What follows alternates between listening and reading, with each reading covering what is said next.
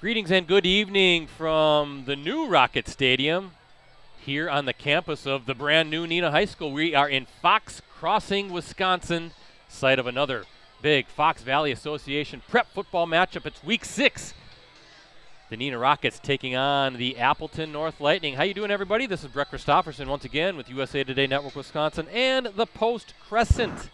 Thanks for joining us. Another varsity game of the week, high school football live stream, and boy, we're starting to kind of get to the nitty-gritty, right? Week 6 already. The season's flying by, and you got the 8th-ranked Lightning undefeated against a Neenah team that was ranked in the top 10 at the beginning of the season. Only has one loss, the Rockets.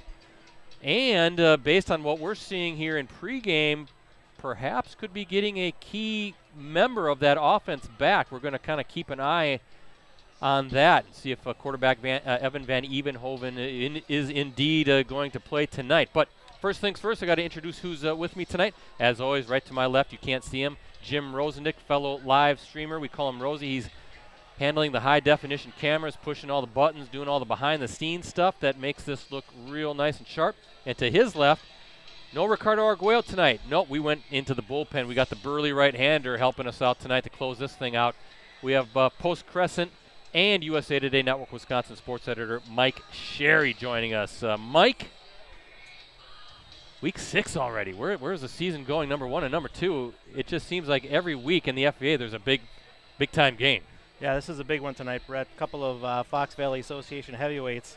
Like you said, North is ranked 8th in the state, and this is still a big test for the Lightning. You know, I think we all believe North is very good and a legitimate state title contender in Division I, but let's be honest, you know, North's schedule up until now has not been real challenging. Their opponents have a combined record of 5-20, and you know, 2 wins over Green Bay schools, 2 wins over Oshkosh schools. So their schedule gets a lot tougher, you know, the final 4 weeks of the regular season, starting tonight against Neenah. And, you know, and for Neenah, you know, they've just been outside the top 10 in the state for much of the year, but they've played a lot tougher schedule games against, you know, De Pere, Menasha, Kaukauna, which they lost to. So there's really a lot to prove tonight, I think, for both of these teams.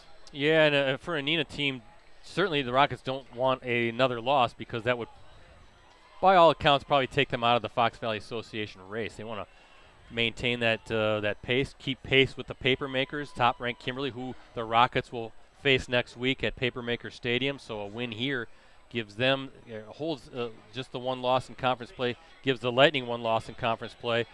Kimberly, I think, is playing one of the Oshkosh schools tonight. I can't recall if it's West or North, but you got to presume that the Papermakers probably win that one, and that could set up for a big showdown in Week 7. But first things first, we have this one to figure out and watch and see if an Evan Van Evenhoven is actually going to play. The Rockets' season starter at quarterback went out against West De Pere with a left hand wrist injury that has kept him out ever since. We'll talk about that.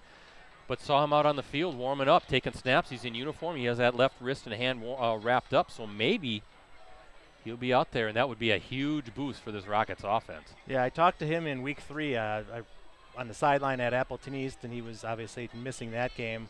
I asked him then, when do you think you'll be back? And he said he was hoping for 3 or 4 weeks from then. So this kind of puts him right on schedule to maybe get in the lineup tonight. Well, we'll see how that all plays out. See if he is on the starting lineups, which is coming in the not too distant future. But Mike, I'm going to start with the Neenah notes here tonight. I'll hand it off then to you to do the Appleton North notes. But Neenah, 4-1 overall, 2-1 in the Fox Valley Association. The Rockets coming off a 42-20 victory over Oshkosh West last Friday. That was an FVA matchup down the road at J.J. Keller Field at Titan Stadium in Oshkosh. Grant Dean, geez, just when you think he can't do anything more special, all he does last week is put out another monster night, 6 touchdowns to lead a Neenah offense that turned out 511 yards overall. Dean scored on runs of 2, 1, and 3 yards in the first quarter as Neenah opened up a 21-0 lead. Dean's 54-yard sprint to the end zone in the second quarter gave the Rockets a 28-0 advantage. He later was on the receiving end of a 58-yard touchdown pass from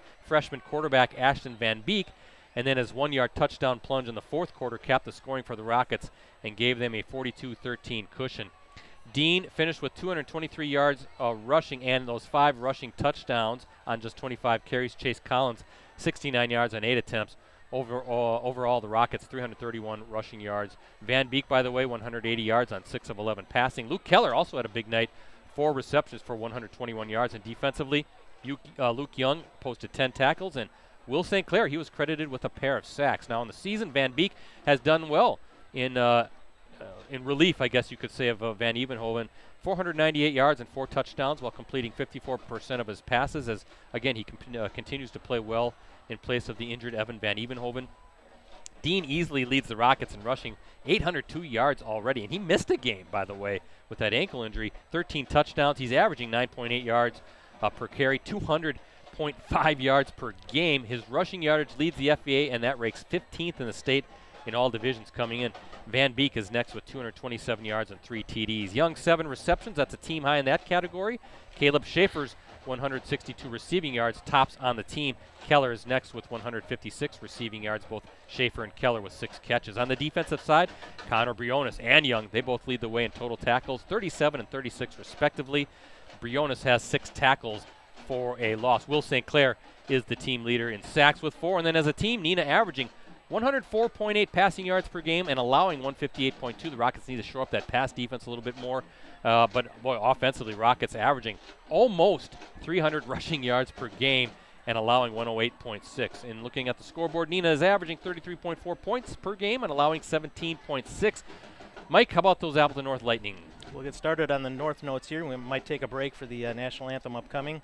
As you said, Brett, the Lightning is ranked 8th in the large division in this week's Associated Press state poll, and coming off a 42-0 shutout win over Oshkosh North last Friday at home. 5 rushing touchdowns powered the Lightning as they finished with 196 yards on the ground. It was kind of a running back by committee approach for North, with Tyson Salm leading the way with 72 yards and a touchdown on 7 carries. Jack Robinson was next with 68 yards and 2 touchdowns on 13 attempts. And Luke Kreitzer, the quarterback, ran for 36 yards and a touchdown, while Bobby Salm finished with 20 yards and a touchdown. Bobby Salm's scoring run came from 6 yards out, while Kreitzer tallied his touchdown on a 1-yard run. Jack Robinson was credited with touchdown runs of 4 and 3 yards, and Tyson Salm punched in from 2 yards in the fourth quarter. Kreitzer threw for 83 yards and a touchdown, a 21-yard hookup to Abraham Tamari in the second quarter, and was 8 for 11 passing. Charlie Olsen also got in the mix at quarterback as he finished with 51 yards and completed all 3 of his attempts. Brett, we'll take a break here for the national anthem.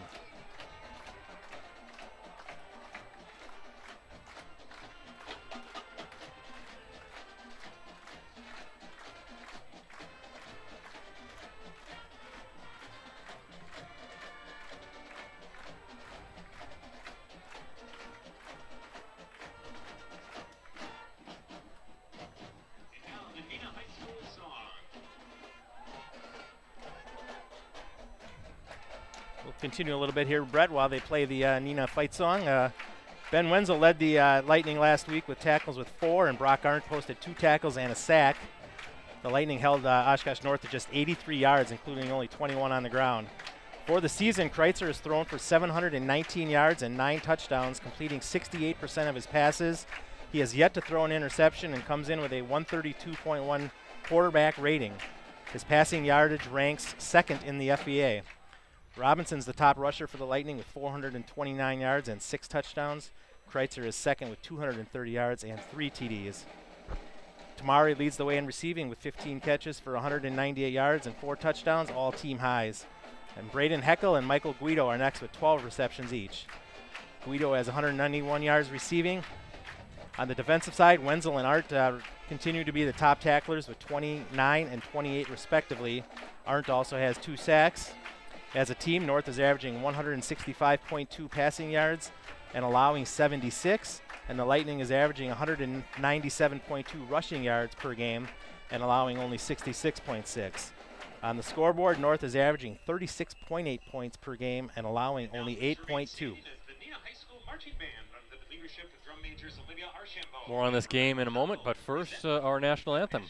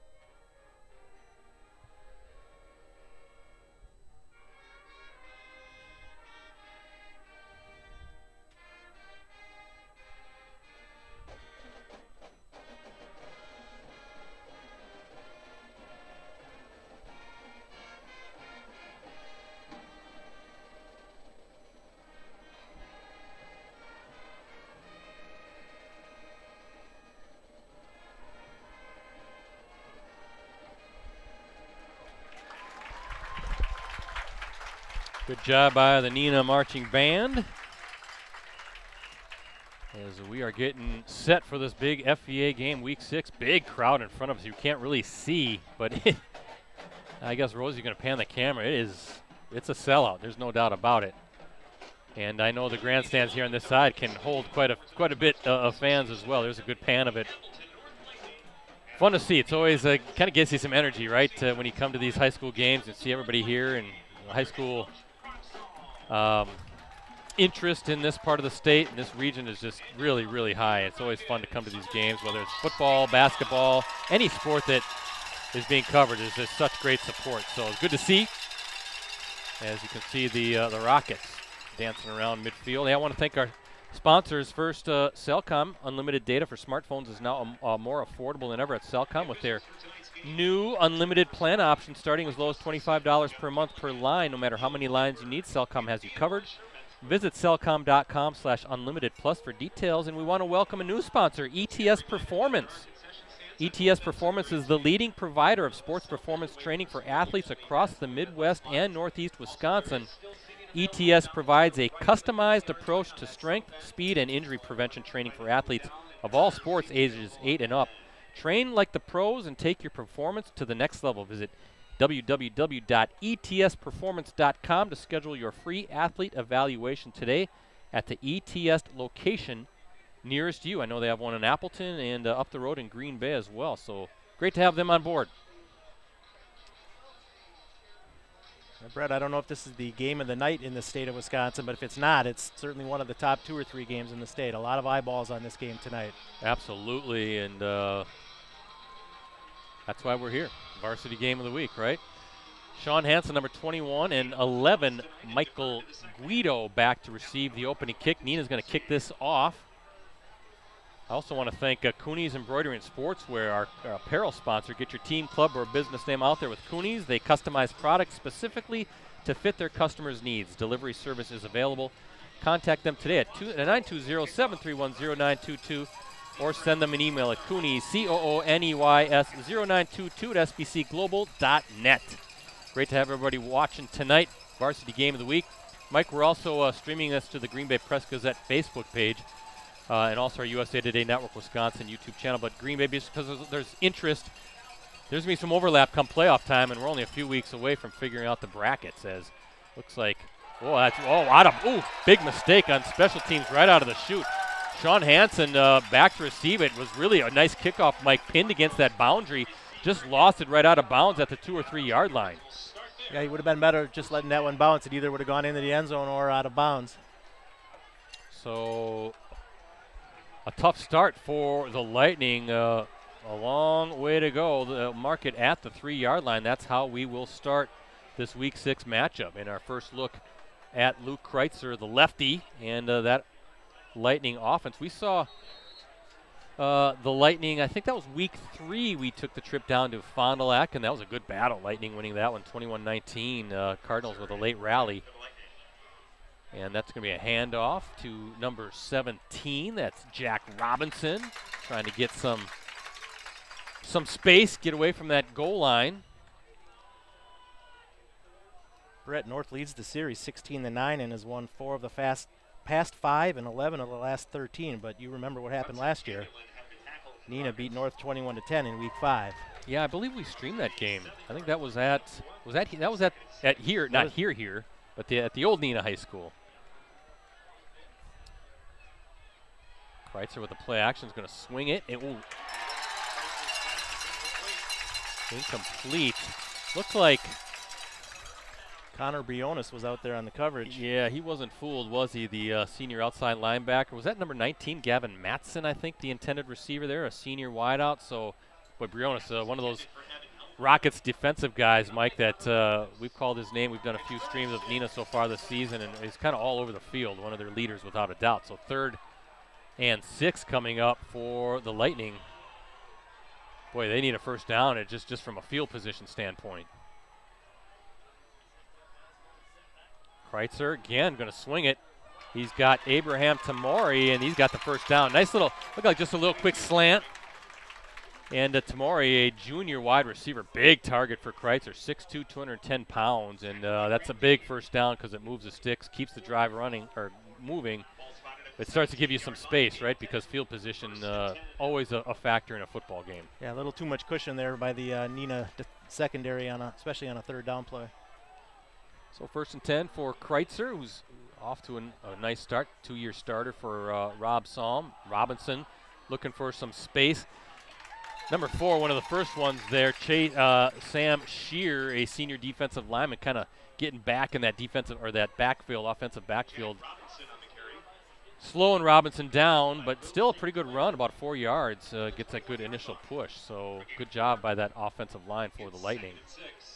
This is my second time seeing North as well. I saw them in the season opener against Green Bay Southwest, and interested to see how they've grown and how they've changed since then. All these programs, right? Appleton North, Neenah, Kimberly, we talk about it every year. There's so much growth from week 1 as Robinson wrapped up by, I think that's Luke Young, number 15, the free safety getting in there, so third down coming up. But it is, that's why they're mainstays, right? These programs, they start and they build up to that week 9, getting into the playoffs where they're dangerous. They're battle-tested playing in this league. And we talked about it off camera. One of these teams, and you throw Kimberly in, they're going to make a deep run in the playoffs just because of the coaching and playing in this league. Kreitzer under center for this third down snap. Handoff, and he stood up. That's number 4 with the carry. Bobby Salm, the junior, and not much there. Maybe a yard. 4th down coming up, and it's close, but about a yard shy. So decision time, Mike, for Rob Salm. What do you do? I think he's going to, probably a good idea, bring that punt team out. He's got a great defense, and you know that Coach Salm trusts his defense. He was thinking about it. The offense stayed on the field there for a little bit. Too risky, at least my conservative nature. Too risky at field position and the fact that we're still 9 minutes to go in the opening quarter. Well, but anytime I decide, I make a decision, the coach usually does the opposite, which is why they're the coach. High punt, Grant Dean with a fair catch. And you see they're trying to punt it away from Grant Dean because he has scored on I'm trying to remember if it was a punt return or a kickoff return earlier this year. But he's got a special teams touchdown as well. So, well, we're going to see, Mike, if it is Evan Van Evenhoven or if it's going to be Ashton Van Beek. And it is Evan Van Evenhoven, number 10. He is back out there, the junior quarterback. His first action, Mike, his first snap since injuring that wrist in week 1. So that's a big pick-me-up for Steve Young in this Rockets offense. So he's going to keep him right away. He's going to lunge forward, and so much for a banged-up wrist. Just dives forward, and that's the dimension, Mike, that he brings. He is a great athlete, a great runner as well, and the defense has to keep their eyes on number 8 on that motion. He takes a snap, lunges forward, gets about 7 yards on that first carry. Yeah, last year and so far what we've seen of him this year in limited play, he's really good at finding the hole and just planting his foot and going. So Van Evenhoven, again, you can see that left wrist wrapped up. He's just going to take it again. He's got a big hole, watch out! And finally brought down, but a first down. Big hard hit by number 35, Christian Pride, the senior defensive back. But the Rockets wasting no time checking out to see how he's feeling out there. They're not protecting him at all, and he looks pretty good so far in those first 2 runs. Of course, it's on his left hand, so if they do have to call on him to throw, it's not his throwing hand or throwing arm. So, but I think they'll keep the ball on the ground a lot tonight with him and, of course, with Grant Dean. Boy, just talk about just the start of the season all ready for Grant Dean. I mean, now this really should open it up as Dean. He gets his first carries, dancing around. Good work by that line as well. And Dean just kind of looking for the seams, looking for the holes, finding the space. And now you got that 2-pronged rushing attack with Van Evenhoven and Dean that the FBA was very concerned about coming into the season. And a very good test for this sturdy Lightning defense right out of the chute. Yeah, you can only imagine the boost that the offensive line gets knowing that their starting quarterback is back on the field. Nothing against Ashton Van Beek, he played really well, but this was the guy you wanted starting every game for you. Van Evenhoven now is going to drop back. He's going to swing it, and there is that Keller, number 83, the senior tight end. So Van Evenhoven 1 for 1 now after a couple of nice runs. There his first pass attempt. Keller, one of Ricardo's Elite 11 football players, and ball at the 16-yard line. Rockets on the march. Yeah, Briones ran a kind of a deep out there and brought the defensive back with him, and it opened up that flat for Keller. And Mike, good protection by that offensive line for Van Evenhoven. Wasn't pressured at all. First down for the Rockets. Van Evenhoven, he hands off to Dean, and I think give number 54 some credit on that. Blake Miller, a senior defensive lineman, getting in and just wrapping up Dean enough to stop Dean for no gain, which is that's a monumental effort when Dean is stopped for no gain. Brings his season average down to 9.93. One of the best runners in the state of Wisconsin. We'll talk about his accolades later on in the webcast, but what a start for Dean, and what a start here for this Rockets offense. That's a little push pass to Dean. He's got some space. Watch out. He's going to get around, looking for the end zone. Spins finally outside or out of bounds at about the 3 or 2 yard line. And Mike, that's the first down inside the 5. First and goal coming up. Good blocking. We're going to call that a pass, a little push pass from Van Evenhoven. And yeah, they'll mark it at the 3 yard line. I think you're right. I think knowing that you have one of your key guys back, it does give you a little bit more energy, doesn't it? It gives you a little bit more boost, because I think those guys up front are getting out and doing some good work in the trenches. Yeah, that and seeing Appleton North across the line, that helps too. Yep, Dean's looking for it. No. How about big 74 for Appleton North? Jackson Motter, the senior defensive lineman, 6'3", 288 pounds. One of the captains for Rob Som's defense. And actually, Dean dropped for a 1 yard loss. A lot of pride in that Appleton North defense. You see Motter, boy, big right in the center of that line, along with, again, number 54, Blake Miller, 2 standouts in the interior of that defensive line. Second down and goal. There's a push pass. Dean looking for that cut. Nope, going to bounce it outside and trying to get in, and he'll be stopped shy at about the 1. Looked like there was a couple times I thought he could have moved it or looked back inside and maybe scored, but I actually, the way from my vantage point, I thought if he would have sprinted towards the front pylon, I think he could have got there. But trying to read his blocks and be patient. Third and goal, Mike, you got to think this is 4 down territory, right? 2 cracks from the 1 yard line for the Rockets to get in. Conversely, a big opportunity for the Lightning to come up with a big stand.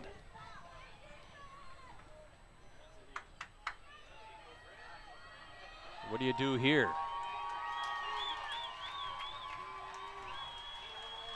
Van Evenhoven waiting for it. He's going, no, Van Evenhoven's going to keep it, and no, he stopped. He stopped, and I think number 7, Brady Lamont, the senior linebacker, again, one of the captains, wrapped up Van Evenhoven, and they lost a yard, so it's back to the 2, 4th and goal. And what a big moment this seems already in this game. Could the Lightning get off the field and come up with a big defensive stand?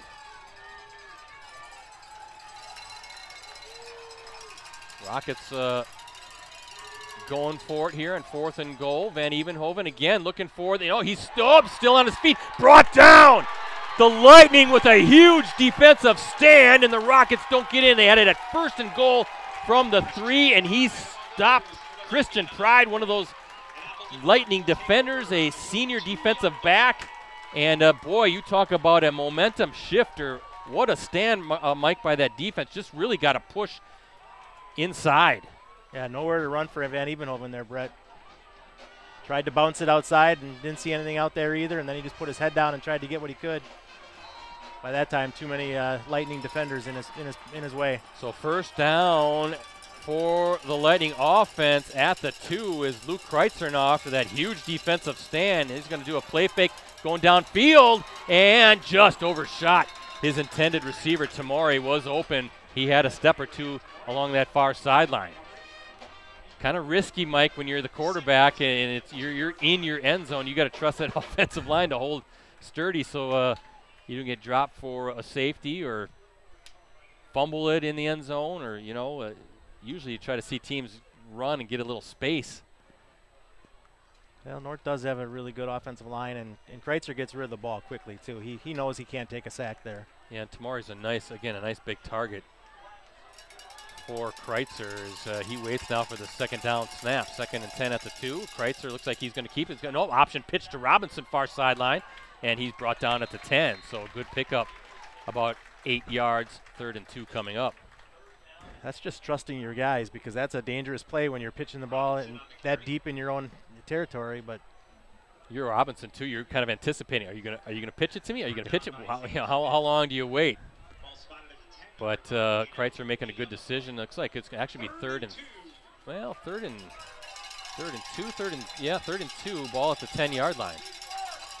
As Kreitzer now waiting for this 3rd down snap. He's looking to his right, slings it over, and he's got the first down. And a good job by the Lightning to give themselves some space. Braden Heckel, the senior wideout, with kind of, again, a little slant inside and a good target for Kreitzer. Mike Kreitzer was reading that. That was his intended target the entire time after that snap. Yeah, Kreitzer does a great job of throwing on rhythm, throwing, those timing passes. That ball was in the air before Heckel had, made his break.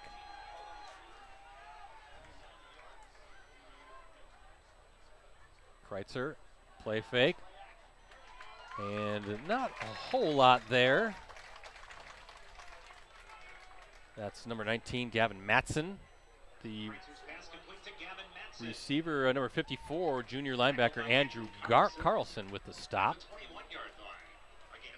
Got a 6-yard pickup. Hey, I want to thank Mike Elkin, the athletic director here at Neenah High School, for allowing us to come on in and stream this big game. Appreciate you, Mike. I didn't check out Mike's son, Luke Elkin, a long snapper at the University of Iowa. And Mike might be getting ready for a big Hawkeyes game this weekend. As Kreitzer, Tamari, and now Kreitzer, Mike, starting to heat up. He's looking very comfortable back there, looking very assertive, and that was another nice throw by Kreitzer, and the Lightning now on the move, ball at the 37-yard line.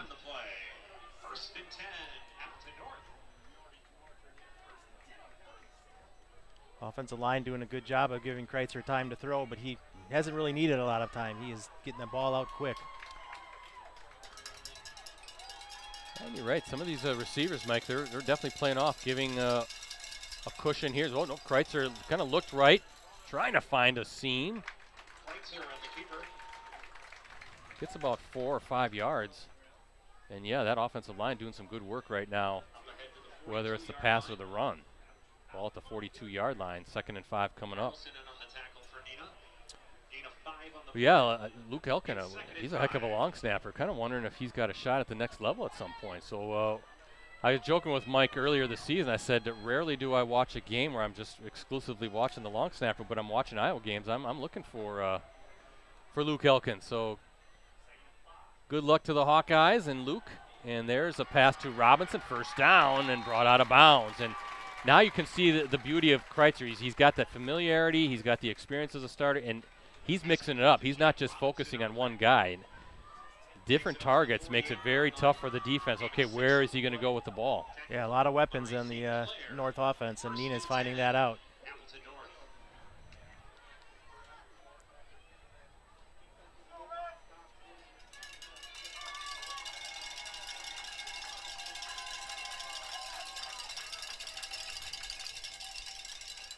Hand off to Robinson, breaks a couple tackles, and in Neenah territory now, and a nice drive. Remember, this started at the 2 after the goal line stand by that Lightning defense.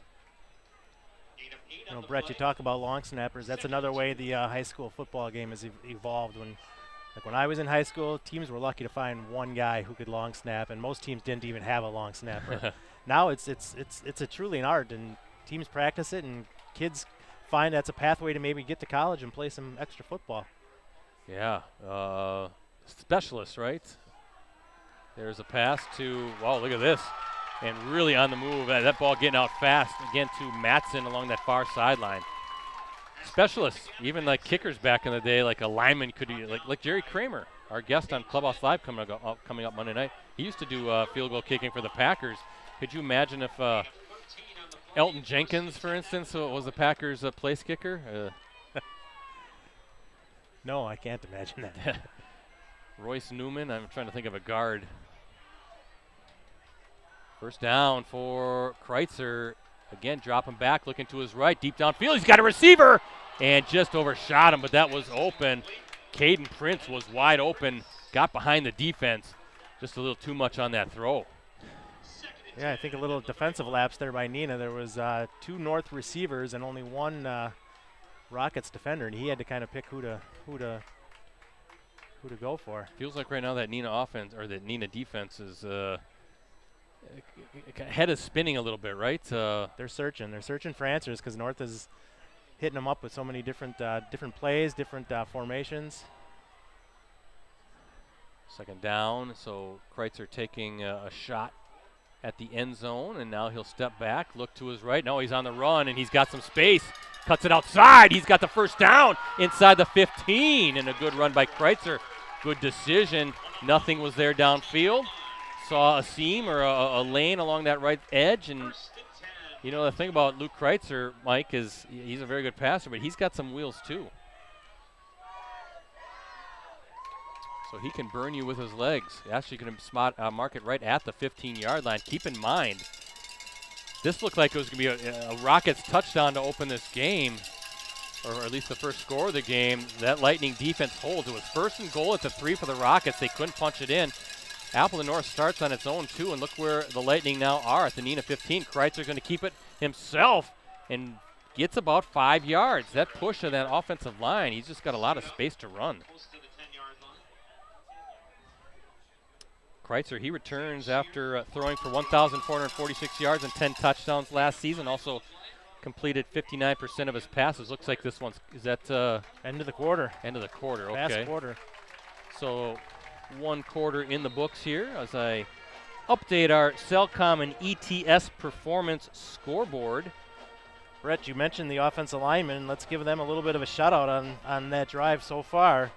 Left tackle Dawson McKenna, left guard Jack Hawkins, center Jackson Motter, right guard Nathan Stanislawski, and right tackle Colin Salzman. Yeah, those guys are doing really good work up front, very physical, and giving Kreitzer some time, although like you said, Mike, he doesn't need a whole lot of time. But to finish that thought, last year he completed 59% of his passes, did toss 9 picks. But coming into tonight, he had 82 pass attempts. Entering tonight, he had yet to throw an interception and a clean quarter there in the first.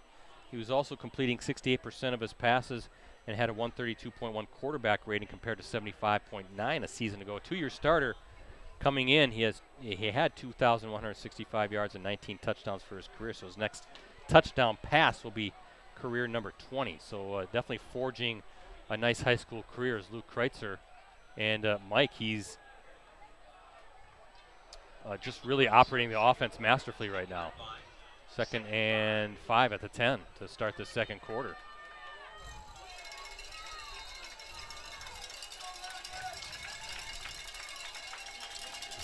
Well, can the Neenah defense come up with a stand like that Appleton North defense did in the first quarter? Kreitzer looking to his, most intercepted. Wow, number 24 got his hands on that. Brandon Price, a junior defensive back. I was watching through my binoculars, and all of a sudden you saw him coming in and just not able to come up with what could have been a potential pick 6 if he's able to hold that and race down that far sideline. So 3rd down and 5 coming up. Yeah, that's a tough throw. I mean, that's from the left hash mark all the way across the field to the far sideline. Ball was in the air for a little too long. Yeah, and I think reading the eyes of Kreitzer too, he's really looking that way the whole time. Come on under center now on this 3rd down snap.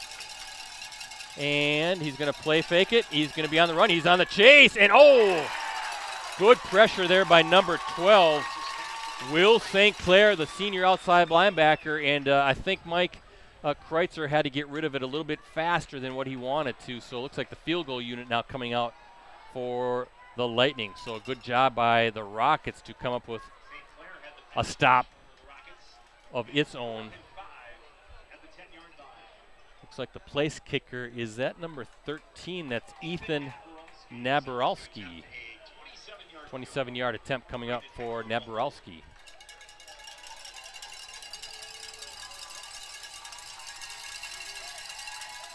Block! That might have been, that's a loose, was that Luke Young? I couldn't tell. I think that was Luke Young who got in there, number 15. Yeah, it was for sure. So he just busted through the middle of that formation and no chance on that kick. So both defenses really coming up with stops, Mike. It looked like it was a foregone conclusion. Neenah was going to score. It felt like a foregone conclusion. The Lightning were going to score, and instead, as we look at our Cellcom and ETS performance scoreboard, we're still scoreless. Some crazy plays to start out this game. That's kind of two special teams plays now. You know, North, the opening kickoff, dropped that. That's played a factor in field position, and now the blocked field goal. So our second opportunity to look at Evan Van Evenhoven. Oh, high snap. He's able to hold on, and nothing doing there. I think Brock Arndt, one of the first ones in there, one of Ricardo's Elite 11 players, a 6'3", 235-pound senior linebacker, and again, one of the captains on that Lightning roster.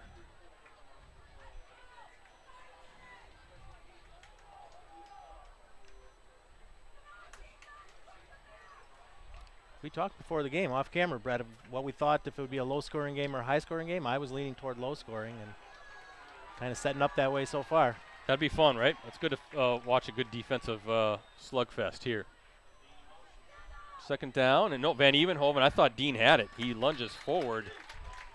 And third, and we'll call it 7, I think, 6 maybe.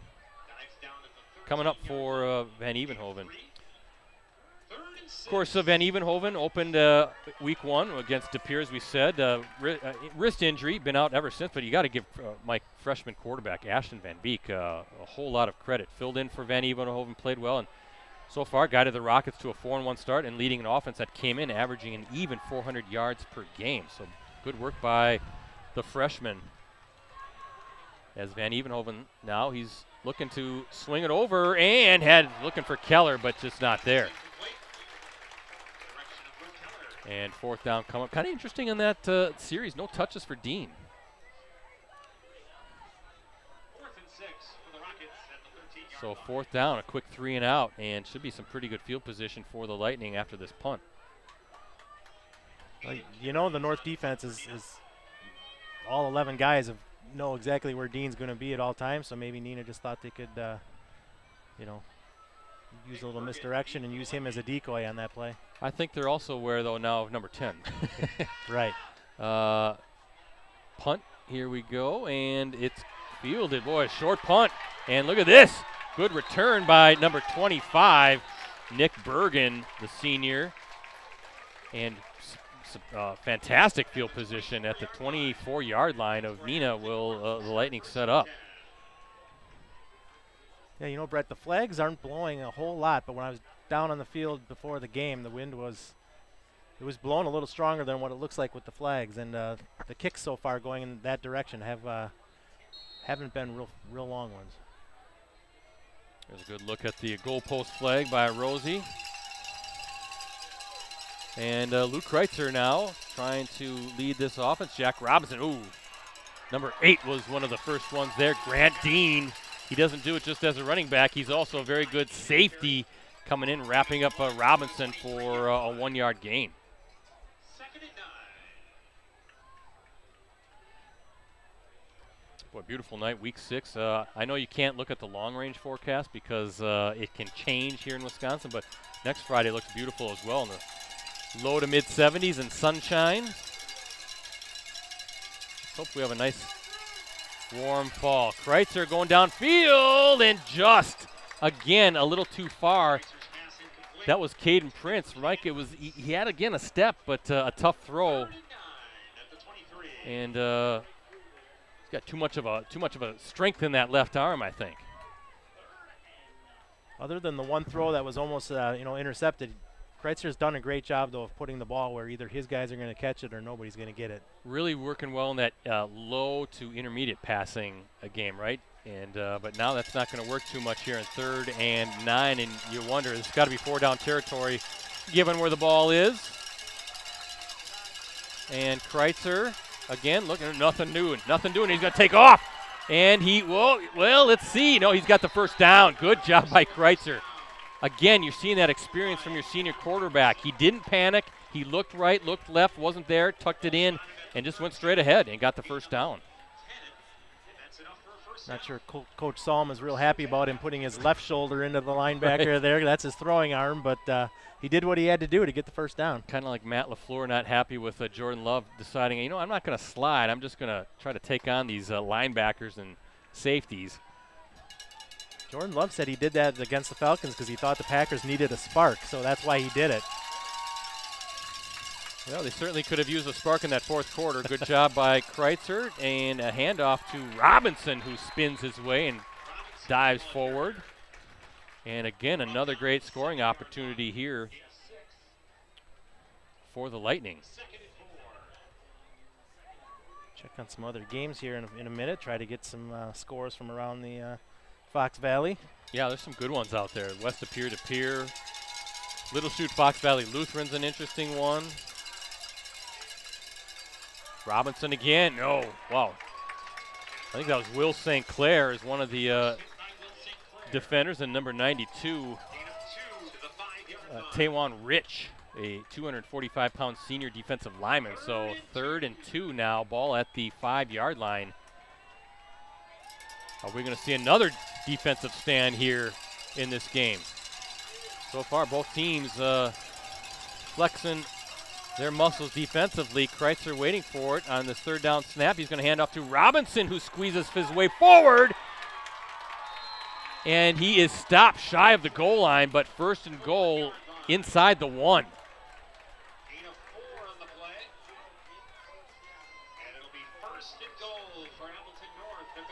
This entire game has been played in the north end zone so far.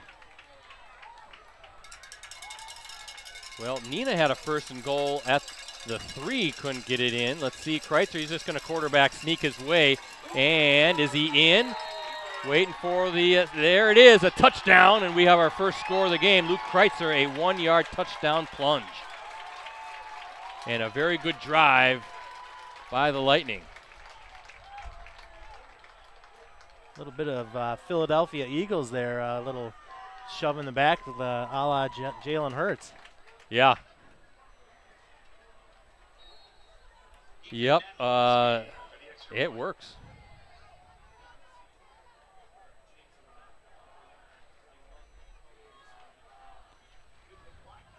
Blocked again. Grant Dean gets in. This time the PAT is blocked. But the touchdown has been scored. First score of the night goes to the Lightning, a 1-yard touchdown run or touchdown sneak by the quarterback, Luke Kreitzer, as we look at our Cellcom and ETS Performance scoreboard. Lightning with the lead, 6-0. Tell you what, Mike, those you think about the field goal and the PAT, it's 4 points now, right? Could be 10-0. And as happy as Rob Salm is to have that touchdown, he's thinking in a game like this, it's going to be tight. Every point matters. Yeah, you can't leave points on the board against either one of these teams. You don't want to leave points on the board.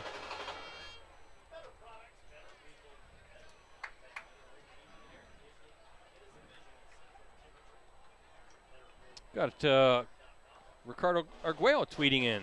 Xavier leads Appleton North 18-13 in the first set. He's covering the West Bend Sprawl. Big girls volleyball match. At least of interest in this region, in this, the Appleton area, because you have Xavier taking on Appleton North. Xavier, the top-ranked team in Division II, the defending state champs. Appleton North ranked number, I think, 3 in Division I. They're never going to play each other except right now at the West Bend Sprawl. So who is going to rule the city of Appleton? There's a lot of college talent on those 2 rosters. Yeah, I think it's been 5 years since they last played each other. So. And don't forget about Fox Valley Lutheran, ranked number 2 in Division II. So the city of Appleton, when it comes to girls volleyball, has really been pretty spectacular here this fall. But we were kind of joking because we've had both Appleton North and Xavier girls volleyball on our varsity roundtable show in recent weeks. And in the chats, and both times it came up, who rules the city of Appleton? Well, Luke Harridge, the head coach of Xavier, when they were on recently, said, we're going to be playing Appleton North at the Sprawl, and that's why Ricardo's like, I think I got to go down there and cover that and see who's going to win that battle. Wow. Those girls know each other. They probably play with each other in club. Yeah, and that's a great tournament. I mean, that Divine Savior Holy Angels, the #1 ranked team in the state, is there. #2 Oconomowoc is there. I mean, that's just a loaded tournament. It's like a mini state tournament, isn't it? A little bit. Yeah. First and 10, and Van Evenhoven again looking for some space. Almost breaks one tackle, the tackle of Arndt. Maybe gets 4 yards. But boy, they're wasting no time and really trying to get Van Evenhoven, I think, into a rhythm because he's obviously back after missing so many games. Again, we haven't seen him since week 1. A game we streamed here. Kind of interesting because we also streamed the Neenah De Pere game last year in De Pere in week 1 when Gabe Herman, the Redbirds quarterback, was lost for the season in that game. So maybe those two teams shouldn't be scheduling each other anymore. Nobody's going to want you to come stream a game in week 1 next year. Exactly. Van Evenhoven now looking to his right, and he's got Dean, and that is going to be, I think, a first down. So getting Dean into the passing game. Neenah, a playoff participant in every season since 2014. Of course, we're not including the alternate season that was played in the spring of 2021. We try to forget about that season. Appleton North, same thing, a playoff participant in every season since '04. So two teams that trying to kind of get themselves ready. Mike, it's week 6, 2/3 of the season already in the books. Is trying to find Dean and just a little too far. A nice rainbow pass. You can see 2 defenders trying to keep up with Dean. As you said, Mike, wherever number 8 goes, he's going to get a lot of attention. Yeah, he got a clean release off the line there, did a little in move and just took off sprinting. Of course, he was a member of the Neenah 1600-meter relay team that won a Division I state title last spring, I think. So yeah, the speed is certainly there. The Rockets want to get him out in space. I think they ran that in like 3:18 and some change, so they were moving. I thought Dean was the anchor on that relay as well. That's really cooking. 3:18, jeez. Second down and 10. And Dean again lined up, split. And there it is. I was going to say split right or split wide to the right side. And Dean with another reception from Van Evenhoven. So 3rd and 4 coming up. And feels like a big moment early in this one. But could that Lightning defense get off the field again? It is interesting, Brett, though. They are, they're lining up Dean out wide and getting him in space, and I think they might think that that's an easier way to attack this North defense than having him run into the heart of the line, and their linebackers are so good for North as well. Yeah, I think again you see Dean on the right side of this formation as well. Now he's in motion, and yeah, he gets a little push pass looking for a blocker, and he's going to get the first down. Good job of staying patient. That's got to be tough, Mike, because you need, 4 or 5 yards to get that first down, and you're trusting your blockers, but you got to wait and make sure that they kind of get that seal, and then he was able to scoot through that lane and just get enough of the first down. But sometimes you see runners not patient, and they force the issue, and then they get stopped. Yeah, those guys that have so much speed, they just want to go, and sometimes, like you said, sometimes they're not patient enough. But Dean's got enough experience now that he knows as fast as he is, he's got to wait for his blockers. And if you're Steve Young, the coach at Neenah, you're thinking, I've got Grant Dean for another year yet. He's only a junior. This time, Dean in the backfield. He'll take the handoff and just dive forward, maybe a couple. Boy, there's some hitting going on between that Neenah offensive line and that front by Appleton North. That Appleton North defense, year in and year out, right? It's just something that program hangs its hat on. I mean, at least for me, I'm sure you think the same thing. When you think of Appleton North football, you think defense, right? Physical, tough defense. Well, a couple years ago, though, they had a prolific offense. They came within a whisker of getting to the state finals. Had Franklin on the ropes. We streamed that game in the state semifinal.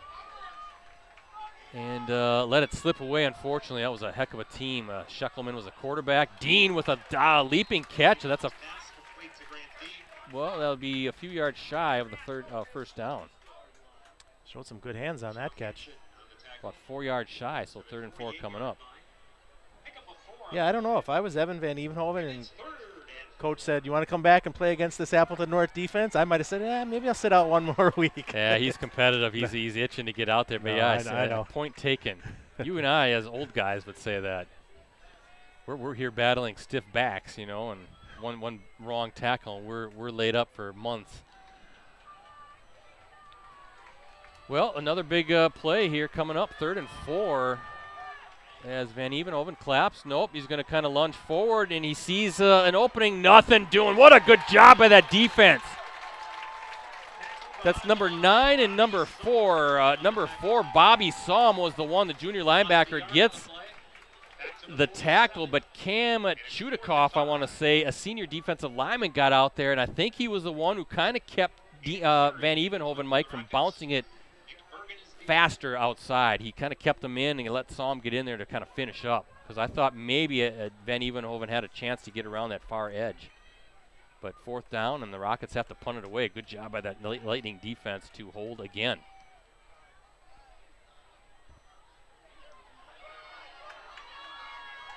Ooh, big hit after Nick Bergen fields that punt. And with 3:07 to play, as we look at our Cellcom ETS performance scoreboard, 6-0. Lightning with the lead.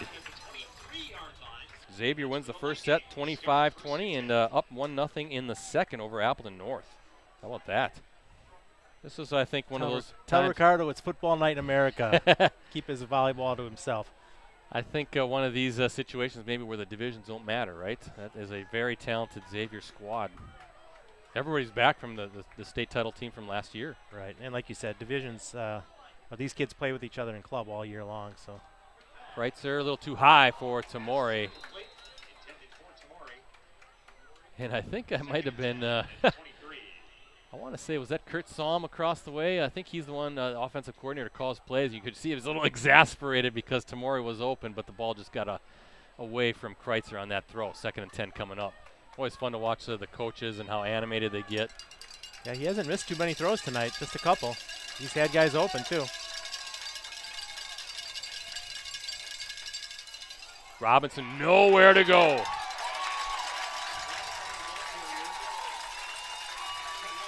Taiwan Rich, number 92, the senior defensive lineman, getting into the backfield, a 1-yard loss. And behind the sticks are the Lightning here for this 3rd down play. 6 foot, 245, Taiwan Rich. Showed some quickness to get into the backfield there. Yeah, he did.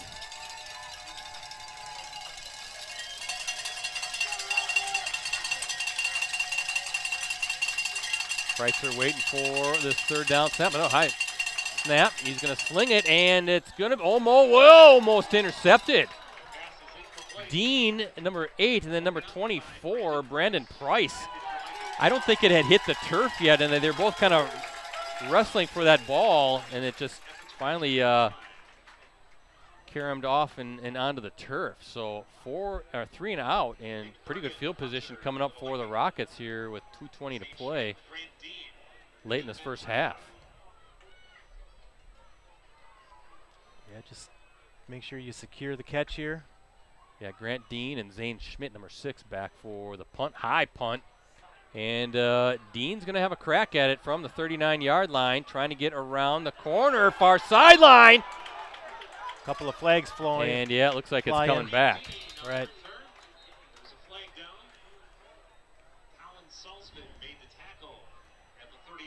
Dean kind of did the thing that Jaden Reed of the Packers talked about on punt returns, where he catches it and then just kind of stands there for a minute to kind of let the blocking set up. That's a good idea, Worked isn't it? perfectly until the block in the back. That's kind of a good idea. Instead of just catching it run, you got some time typically. Looks like a holding call. So spot penalty. Where are they gonna, is this going to be at the 35-yard line then? Where are they going to set this up? Or it'd be at the 40. 45. A little bit. Yeah, 45 is where the penalty happened, they're going to mark right? it from there, right? Yeah. So a big penalty there, because that was a nice return by Dean. 1st and 10 at the 35 for the Rockets with 2:06 to play. In what's been a very entertaining first half at Rocket Stadium. 2 of the heavyweights in the Fox Valley Association going at it. We're going to actually see the Rockets at Kimberly, top-ranked Kimberly next week. We'll be there. That's going to be a varsity game of the week live stream at Papermaker Stadium. Looking forward to that one as well. And a handoff to Dean. Nothing, nowhere. Wow, just getting off the block was number 7, Brady Lamont, the senior linebacker. And it's pretty rare to see Dean drop for a 4-yard loss. Yeah, that costly penalty on the punt cost the Rockets about 30 yards there, Brett. And now they went back 4 more.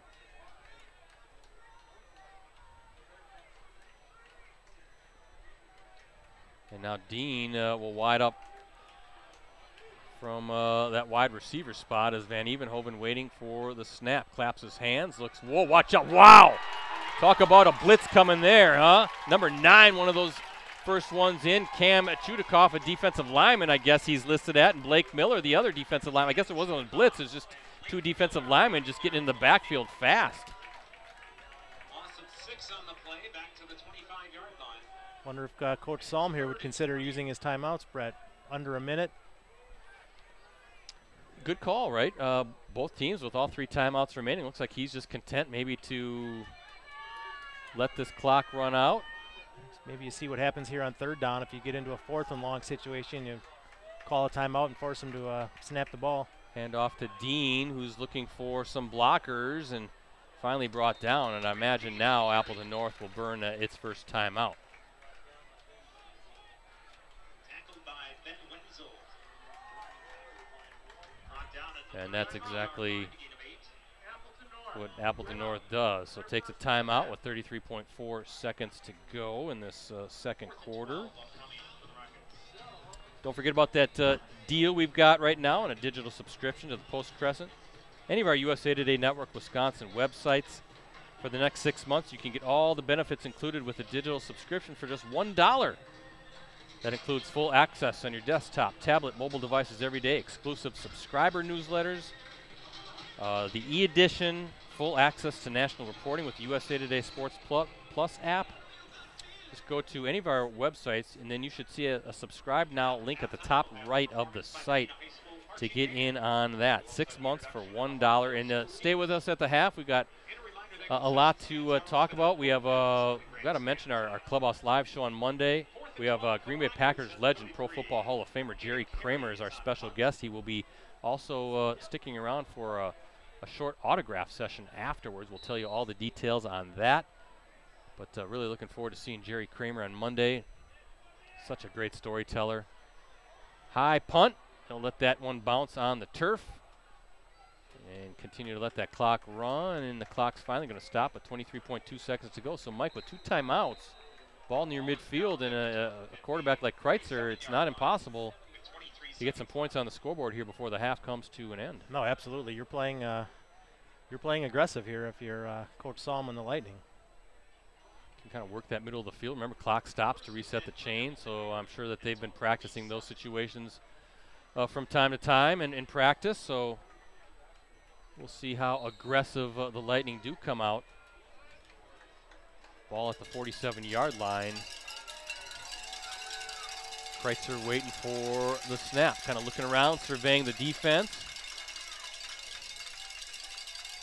And play fake to Robinson, and now Kreitzer, he's going to keep it and runs out of bounds, picks up a few yards.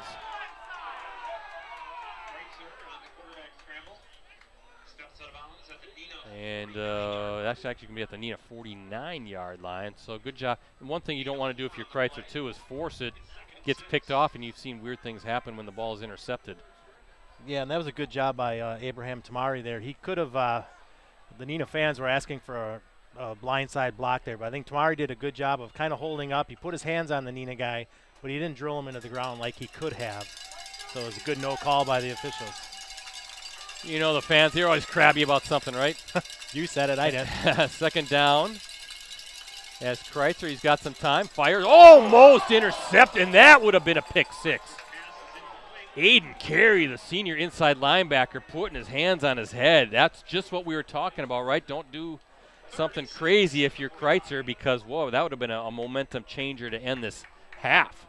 There was nobody in front of him if he catches that. Kreitzer is the only one who might have been able to stop him, but he'll be thinking of that one for the entire halftime. You're almost, if you're Rob Saul, maybe we just hand it off and take it in and be up 6-0 at the half. Neenah will open the second half with the football. I think they'll take a shot deep here. If you throw an interception deep now, it really doesn't matter. But you don't want to throw an interception in the flat, that's for sure. Kreitzer waiting for the snap, and I think we're going to get a timeout. Is the Neenah Rockets going to burn one now? Or maybe a delay of game? Oh, it is a delay of game. The back judge, yep, flag right back there.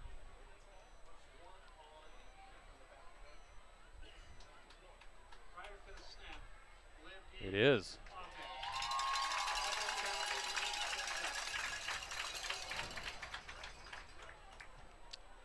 If you're North, I don't think that changes anything for you. I think you still throw the ball deep. Hope you can connect on something and maybe kick a long field goal or get another shot into the end zone. Deep, or do you try to set up a screen?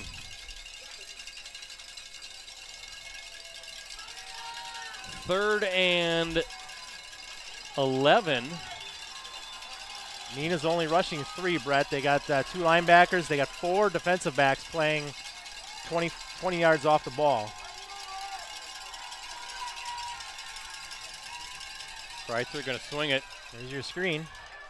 And yep, he'll get out of bounds. No, he's going to stay in bounds. Got the first down. Got the first down. The clock. Oh, they got to stop the clock. It didn't stop. They're going to have to put some more time on the clock. Right.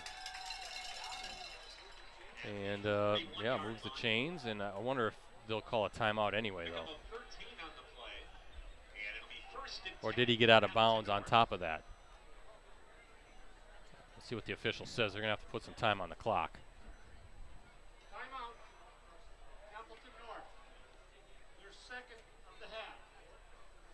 Yeah, I'm with you, Brett. There's 2.2 seconds left, but I think he was down with about around 4.5 seconds, maybe. I think he just announced 4.3. Yep, 4.3. So, there you go. Yep. So good job by the officials to clear that up.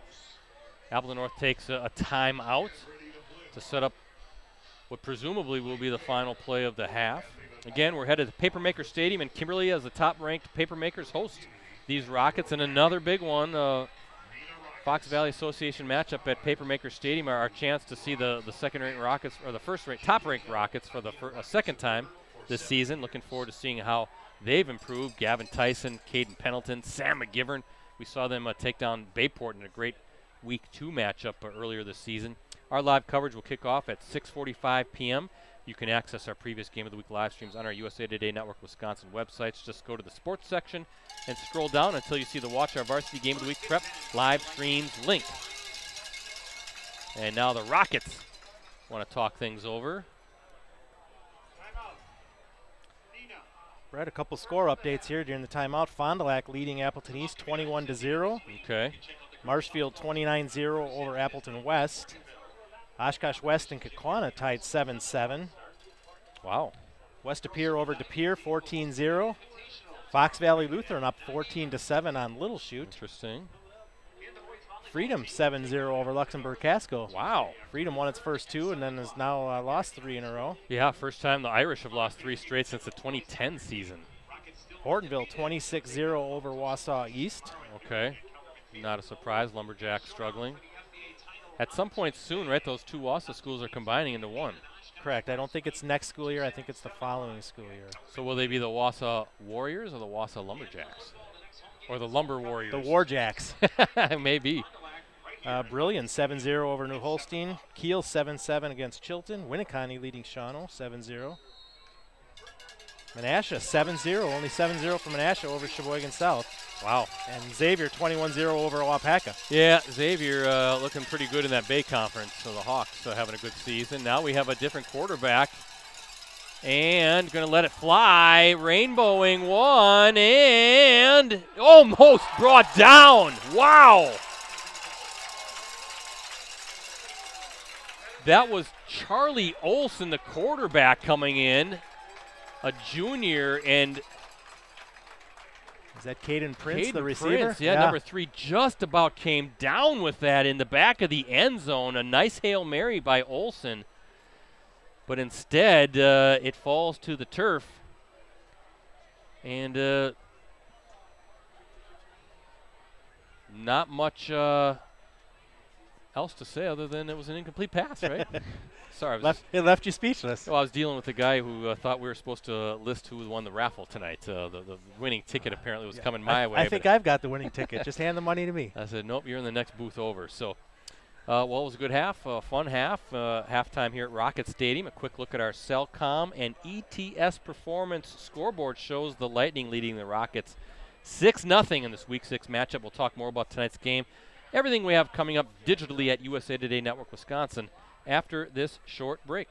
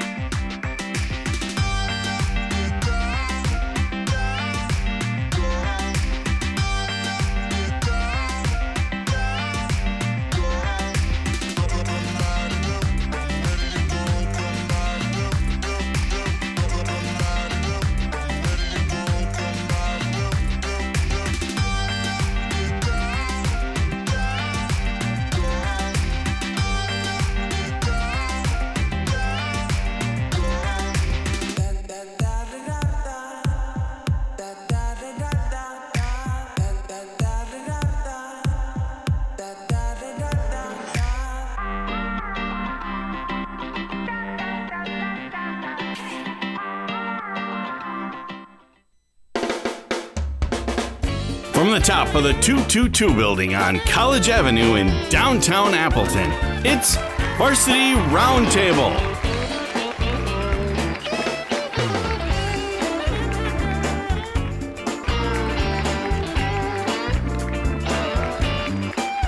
Ladies and gentlemen, Ricardo Arguello.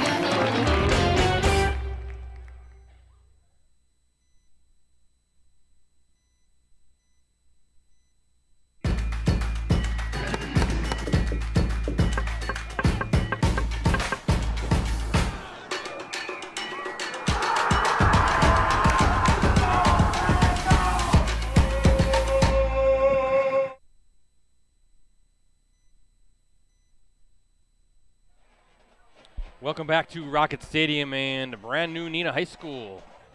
It's halftime here. And again, as we look at our Cellcom and ETS performance scoreboard, the Lightning with a 6-0 lead over the Rockets. Kind of a game that's living up to the hype and its billing. Two great teams going at it here in the Fox Valley Association. Two, I think, of the better teams in the state in Division I, without a doubt. Again, I want to thank our sponsors, Cellcom and ETS Performance, also Cooney's Embroidery and Sportswear. First, Cellcom, they have unlimited data for smartphones. Now it's more affordable than ever at Cellcom with their new unlimited plan option starting as low as $25 per month per line. No matter how many lines you need, Cellcom has you covered. Visit cellcom.com/unlimitedplus for details. ETS Performance, they're the leading provider of sports performance training for athletes across the Midwest and Northeast Wisconsin. ETS provides a customized approach to strength, speed, and injury prevention training for athletes of all sports ages 8 and up.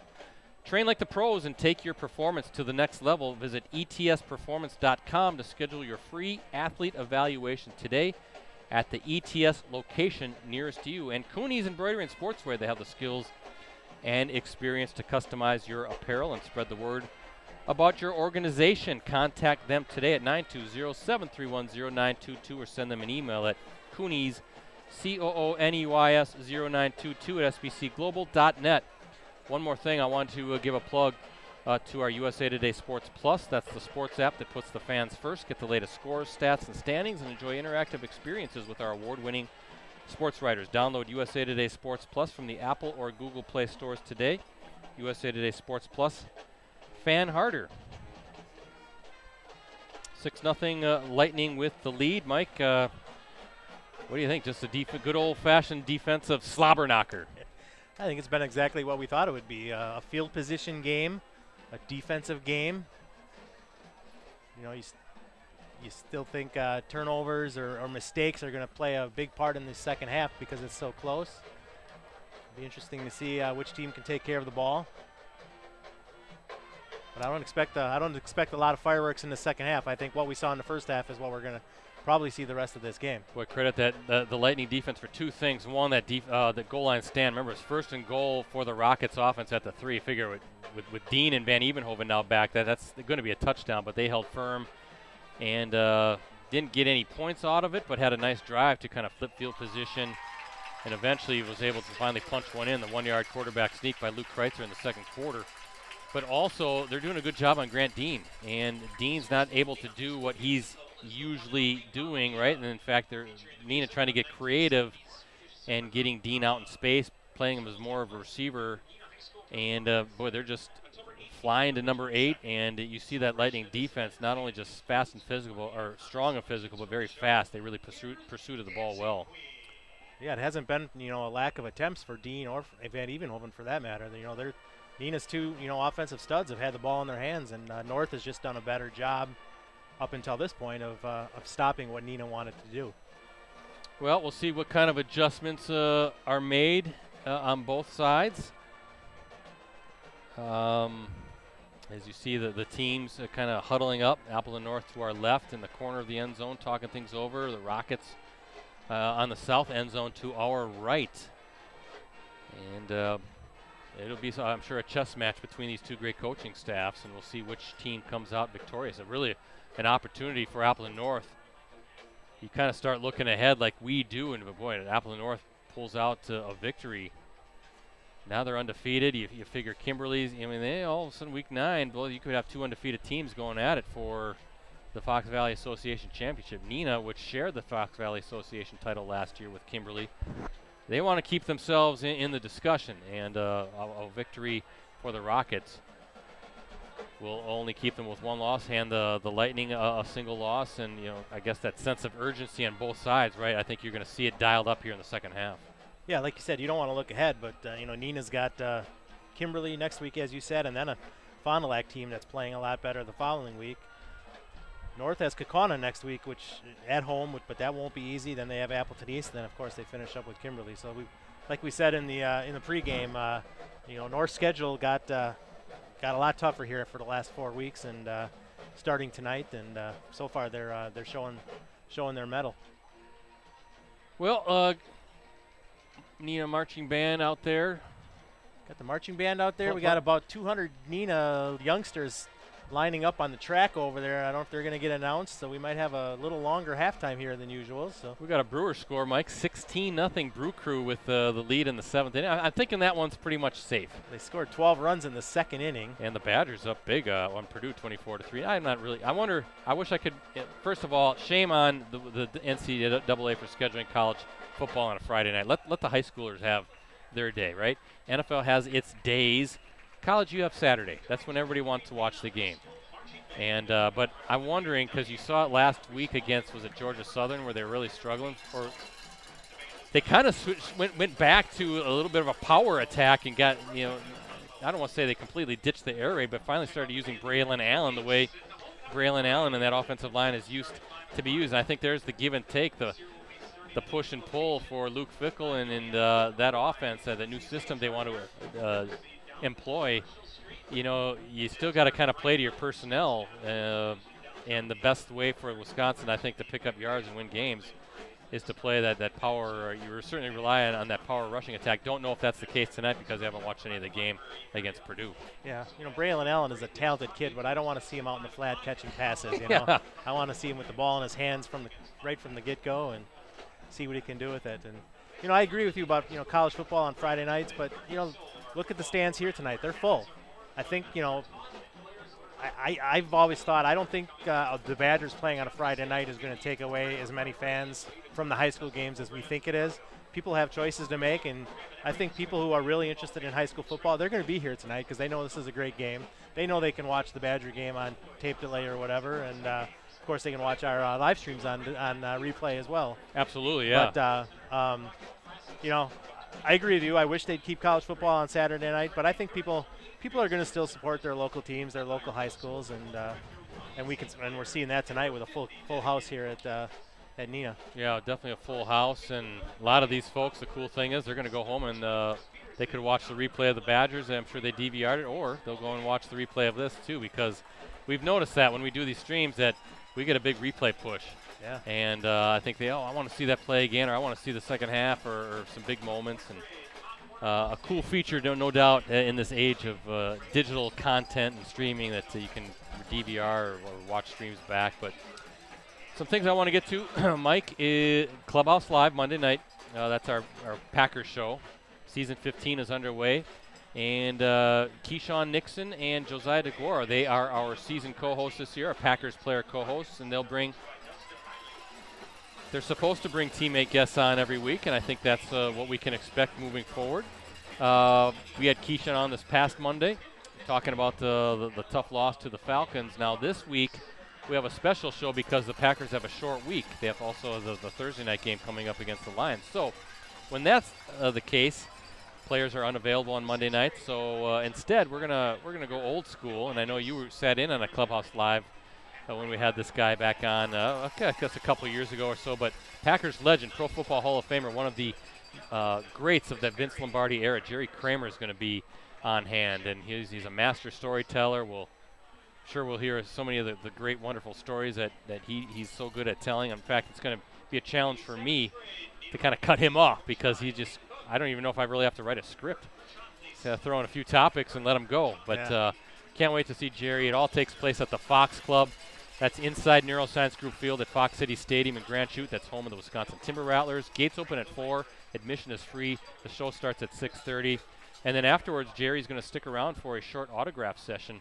And he's got items for sale. He's got a new book that he'll sign, items for purchase to be signed, his autograph. I mean, it's not a free autograph session. You do have to pay. All those details are on our Facebook page, facebook.com/clubhouselive. Pricing and all that stuff. So Jerry will stick around after the show, but definitely come in person. The Fox Club fits. It's a great new space. It's our new venue. We love it. We've had big crowds for the first 3 weeks. Free parking, easy on, easy off from I-41. Fox City Stadium is right there, so it's very simple to get to. Definitely come check it out. Packers great Jerry Kramer. These are rare appearances. He's 87 years old, so he doesn't do these very much anymore. So an opportunity to see Jerry in person, get his autograph, and hear some great stories. So we're looking forward to it. Yeah, and I know you've developed a nice relationship with Jerry through the years, and it says a lot. And I know you cherish that relationship with him, and I know it says a lot about Clubhouse Live that when he's in town, he wants to come on your show, and our show, and tell those stories because there's a lot of demands on his time, and he could not do that. So yeah, it's great that he comes out, and like you said. great storytellers. So come out if you can, and if you can't, make sure you're watching online. Nice of you to say that, and I do appreciate that because he is in town for Alumni Weekend. The Alumni game is Sunday against the Saints. And he and Dave Robinson, I think, are the only two Lombardi representatives. But, yeah, he's been on our show actually a handful of times now, and appreciate Jerry very much, and definitely become a friend of his and his daughters, and we definitely very happy to see that he finally got his just due and got into the Pro Football Hall of Fame a few years ago. So I can't wait to see Jerry. Really looking forward to it. You got to come in person to see it and listen to this guy. If you can't, though, you can watch it online. It's streamed everywhere on our websites, clubhouselive.com, Packers News Facebook page, Clubhouse Live Facebook page, our USA Today Network Wisconsin YouTube channel. So it's everywhere. You can't miss it. But Monday at 6:30 is when it all starts.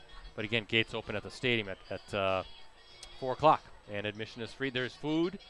The Timberwolves do a great job of providing food. And the neat thing, too, is, Micah, they have their menu has a QR code. All you have to do is scan it in, place your order for quicker service. They get it right in the kitchen, and they know what table you're at. The tables are numbered, and they bring it right out. And so it's very convenient. You can pay through the QR code. So and they've got some good eats based on what I can tell. And I'm sure Rosie's noticed that, too. I'm looking forward to getting out there. I haven't made it out to a show yet there. I've kind of let you guys do your thing here for the first few weeks, but I'm looking forward to coming out one of these next couple of weeks and taking in a show. Yeah, and hopefully the Packers can do their part, win some games, and have some fun this season. I think they're going to win more games than people might give them credit for. Jordan Love definitely off to a nice start, so it's been fun to watch him. And we'll see how it goes. But Monday, Clubhouse Live. Wednesday's our Varsity Roundtable show. That's our live weekly look at the Fox Valley High School sports scene with Ricardo and myself. Ricardo's actually part of Clubhouse Live, too, and he's a Bears fan. So, I know he loves getting razzed about that. Bears have had a very interesting week, to say the least. But Rosie's part of the production crew on both of those, Clubhouse Live and Varsity Roundtable. That's 7 o'clock on postcrescent.com, facebook.com/postcrescent, also our USA Today Network Wisconsin YouTube channel. And game of the week next Friday night. Again, we'll be at Kimberly, 7 o'clock. Kimberly against Neenah. Those are always great matchups, usually really tight, well-played matchups. Live coverage from Papermaker Stadium, 6:45 p.m. Week 8, I'm going to leave that one open. We've got a game on the schedule, but I'm allowed to flip the games. It's a flex scheduling when you get to the end of the season. Week 9, though, we will be at Appleton North, the Appleton North Kimberly game. I can tell you that for sure. So always busy. I said to Rosie, the weeks just start. You go Monday, Wednesday, Friday, Monday, Wednesday, Friday. Next thing you know, it's Thanksgiving. And we talk about it all the time. Next week, girls golf regionals start already. The postseason starts next week already for golf. Following week, it'll be tennis. I mean, it just comes fast here in the fall. Mike, summer is officially, today is still summer. It's the last day of summer, so how can that be possible? Talk about the Bears. Could an NFL team have a worse start to the season than what the Bears have gone through? And a pretty bad week of news for the Chicago Bears. I see they had $100,000 worth of equipment stolen from them at Soldier Field now, too. The only touchdown of the first half, a 1-yard run by Luke Kreitzer, the Appleton North quarterback, came with 7:31 to play. The PAT was blocked, and that's where we stand as we look at our Cellcom ETS performance scoreboard. 6-0, Lightning with the lead. And Mike, Lightning kicking it off. Got a tweet from Tinkers to Chance. Does the new Neenah High School press box offer any halftime buffet? No. They do not. Is that Grant Dean brought down? Good coverage by number 27, Jabari Hammond getting down there quick. I know who Tinkers to Chance is on Twitter, and he likes to give Ricardo a hard time about how many hot dogs he eats during a live stream game. So. Now, to show you I know my baseball history, Tinkers to Evers to Chance, a great Chicago Cubs double play combination back in the 20s or 30s. Yep, and he's that tweeter is a big Cubs fan. That's too bad. Yeah, it's too bad. That's too bad that your Cubs. We like him anyway, but it's too bad he's a Cubs fan. It's too bad that the Cubs might miss out on the playoffs, huh? Brewers up big, 16-0, as we said. The Brewers now the magic number will be 1 after tonight. There's Van Evenhoven. Good job by number 4 for the Lightning. That's Bobby Psalm, junior linebacker. Mike, he stayed in that hole and didn't get fooled. His assignment was to play that gap and didn't budge. And Dean had nowhere to go, maybe a yard. So assignment sound right there, that Appleton North defense. There's been several plays tonight where Solom has done that, where he hasn't bid on the fake or at all. He's just held his ground and made a solid tackle. And they've really done a nice job now adjusting to the fact that Van Evenhoven is in. Remember, the first drive, the Lightning really kind of felt they were on the ropes, and Van Evenhoven was doing a lot of that. As Dean now, big third down coming up, but he was kind of doing some work in the running game, but they've really bottled him up since then. Solomon on tackle again there, Brett, with a little bit of help from Ben Wenzel. Wenzel came into tonight's game, the leading tackler for the Lightning. I know it's early third quarter, but this is a big third and 5 coming up for this Rockets offense. Coming out of the half with the ball, down by a score. Van Evenhoven, he's going to go on the run, and whoa, jump pass almost picked off. That was intended for Briones, number 82. How about number 35, Christian Pride, the senior defensive back, diving for it, knocking it away in a 3-and-out. Good job by Appleton North. Brett Caleb Schaefer, the receiver for Neenah, he was going deep on that play, and I think that was Van Evenhoven's first read. Schaefer got his legs tangled up with the defensive back from North, and he went to the ground, and Van Evenhoven had to dump it off short. I think that was going to be a deeper pass attempt. So a miscue there, and what are we going to get, a procedure call, or is that going to be offsides on the Lightning? Let's see, it's 4th and 5.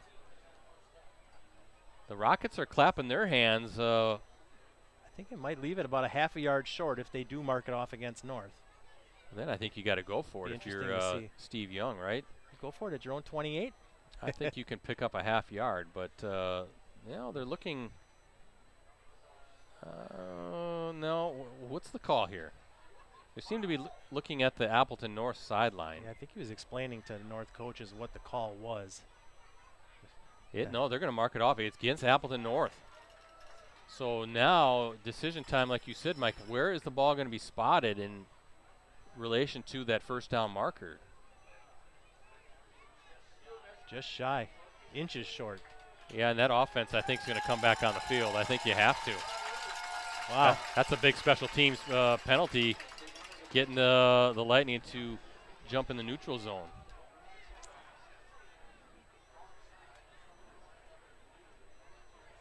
Risky decision here to go for it on 4th down if it is in 4th and inches. Defense, offside, 5-yard penalty. Result will be a first down. Oh, it is a first down on the penalty, so they don't have to measure and don't have to go for anything. Wow. And if you're Rob Somm, you are not happy about that because your defense just did some work forcing a 3-and-out, and now you get that Rockets offense another opportunity. Yeah, I was getting nervous for Coach Young there to make that decision. I don't think I would have gone for it there, not this early in the third quarter, but seemed like he was going to if he had to.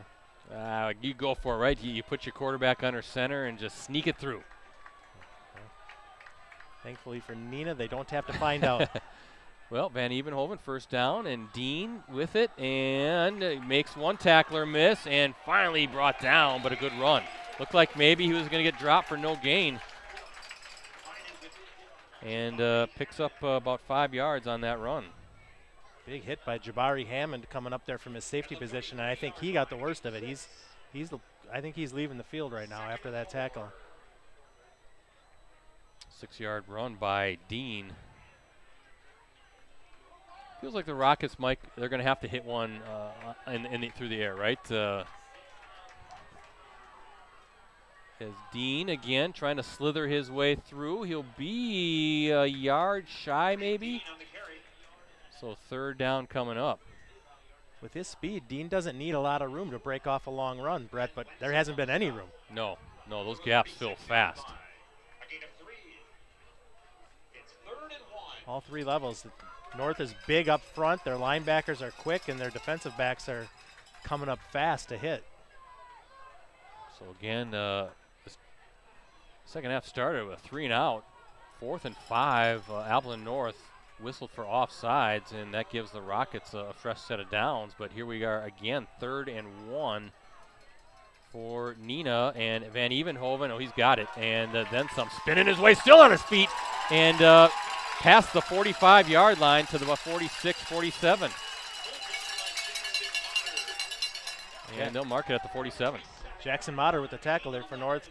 May have saved a touchdown. Yeah, it looked like Van Even in one spin, he was kind of trying to make that turn, and Motter was able to bring him down. If he completes that spin, he might have regained his balance, and he's got some jets. That's Van Evenhoven's first really big run since those first couple of runs in the first quarter on the opening drive. Dean in motion, and Van Evenhoven diving forward, and he's at midfield. Picks up about 3 yards, 2nd and 7. And you start thinking there's a long ways to go, but that blocked PAT, right? Boy, how many times you see that regardless if it's high school, college, NFL, you miss a PAT and it just seems to come back to bite you. Or it certainly plays a role down the stretch. Van Evenhoven waiting for it. Dean, he's got it, and he's got a seam. Watch out. Still on his feet. And inside the 35 down to about the 30. And again, a whisker away, Mike, from breaking that one and celebrating a touchdown. Some good blocking, and he did a great job of just using just the way he's able to slither through kind of the slimmest of lanes and gets to that second level. And then you start holding your breath if you're the defense. Yeah, Nick Bergen saved the touchdown there. That's the we've called his name a lot tonight. He's been active from that safety position. Ball at the 31-yard line, 1st and 10 for the Rockets. And that's going to be a penalty on Appleton North, getting him to jump again. You can see Van Evenhoven kind of clapping his hands and holding on to the football as the center, not snapping it. And they kind of do a little Aaron Rodgers type stuff down there. I think sometimes quarterbacks and offenses fall into a rut where they're always going on one or they're always going on two. And that time Neenah did a good job of shaking up the cadence a little bit. Drew North off sides. Got to update to everybody at Ricardo's at the West Bend Sprawl and covering that Xavier Appleton North game. The girls volleyball game. Van Evenhoven is still on his feet trying to get that first down. He'll be about a yard shy. 2nd and 1 coming up. And Mike Ricardo says kill from Haley Vandehei gives Xavier the 3rd set win and the match victory 3-2 over Appleton North. 3-2, so it went 5 sets. But he said the 3rd set win, so I'm not sure what's going on there. He probably meant the 5th set win, huh? It's Ricardo. We don't know. Who knows what he means? Sounds like Xavier took down Appleton North. If that is indeed the case, that's a heck of a battle between two heavyweights in girls volleyball. 2nd down, and what do we have here? Is this going to be on Neenah? I see Appleton North now pointing to the Rockets. Yeah, and I think it is on Neenah. Yep, it's going to be a false start. Yeah, the whole left side of the Neenah line started early, but I didn't know if North had jumped into the neutral zone before. Doesn't look like it. So the Rockets give those 5 yards back. I want to talk about Grant Dean, Mike. Only a junior. He's having a sensational season so far, coming in with 802 yards rushing, 13 touchdowns. Also 1 receiving touchdown and a kickoff return for a score. He's had single game rushing efforts, 282 yards, 188, 109, and 223 yards. And he's had 2 games in which he's rushed for 5 touchdowns. Now, he's not going to do that tonight. But I added up his touchdown runs and how many yards he has of that. It looks like we're going to get a timeout now. Neenah talk things over. Timeout. Neenah, first of the half. I didn't see was a back judge starting to count down. Anyway, the rushing total, Mike, on his 13 touchdowns, 283 yards. He's averaging 21.8 yards per touchdown run. He's had scoring runs so far of 40, 4, 17, 23, 15, 50, 43, 30, a few pedestrian runs of 2, 1, and 3 yards, then 54 yards, and then 1 yard. He also has a 58-yard touchdown reception and an 88-yard kickoff return for a score. So how about that? Yeah, and those short touchdown runs, he probably ran 50 yards to get him to get him down to the 1 yard line and then punched it in. We got to talk to Grant. Said you're hurting your touchdown run average with those short runs. But if you look at a lot of the recruiting services, though, a lot of colleges are looking at him as a safety. Okay, that makes sense. I think he'd be a good safety back. Yeah. I saw he had a visit to Madison recently. Yeah, and I think he was just at North Dakota State not too long ago. Okay, well, they have a pipeline over here, don't they? They sure do. Yeah, his rushing, 13 rushing touchdowns coming into tonight. We're tied for the 8th most in the state in any division. Dean in motion. Van Evenhoven. He's going to swing it over. Oh! That was Luke Keller. And just a little shy, not enough oomph on that throw. Keller, otherwise that's a good pickup. And now a big 3rd and 7. I would have to think 4-down territory coming up for the Rockets. Yeah, it looked like Keller might have just, when he disengaged from the block there, might have got bumped off his route just a little bit and was a little off balance to try to make that catch. Neenah, as I said, tied Kimberly for the FVA championship last year. Rockets' first outright or shared title since 2017 when they shared the South Division crown with Fond du Lac. Appleton North chasing its first FVA title since 2012 when it won the FVA North title. Van Evenhoven, okay, now 4th down inside the 25 to the 24 and 3 yards to go for the final For the 24-yard line. first down attempt. It's going to be 4th and 3. Yeah, I don't think you're even thinking about a field goal here. No. You're definitely going to go for it. The question is, what kind of play do you call up? This is kind of one of those moments where you think you have kind of like a goofy gadget play maybe that you've been saving for a moment like this, or you kind of go with your bread and butter. The problem is your bread and butter, Appleton North's pretty good at stopping that. We'll see where Dean lines up. If he's out on the... He's outside again. Yeah. And Evenhoven has Chase Collins next to him, and what are you going to get now? I think Neenah's going to call a Another second timeout. timeout. Wow. That's now, we mentioned the block PAT is something that Appleton North might be stewing over, but the Rockets might be wanting those timeouts back in the 4th quarter. We'll see. Update a few scores here during the timeout, Brett. Yep. Fond du Lac still up 21-0 on Appleton East. Oshkosh West is leading Kakwana 21-14. Wow. Fox Valley Lutheran 28-7 over Little Chute. Mustangs might be headed towards their 2nd loss in a row. Yeah. Now they're starting to play the meat of that NEC schedule, right? Freedom still leading Luxembourg Casco, at least with this update. Looking at Fox Valley Lutheran, Mike, they're in line for a potential Northeastern Conference championship. They have a big Week 8 game against Luxembourg Casco at home. I think their only loss is to Xavier this year, correct? I believe in so. The, in the Apple Bowl. Yeah, they're undefeated in NEC play. There we go, 4th and 3 coming out of that timeout.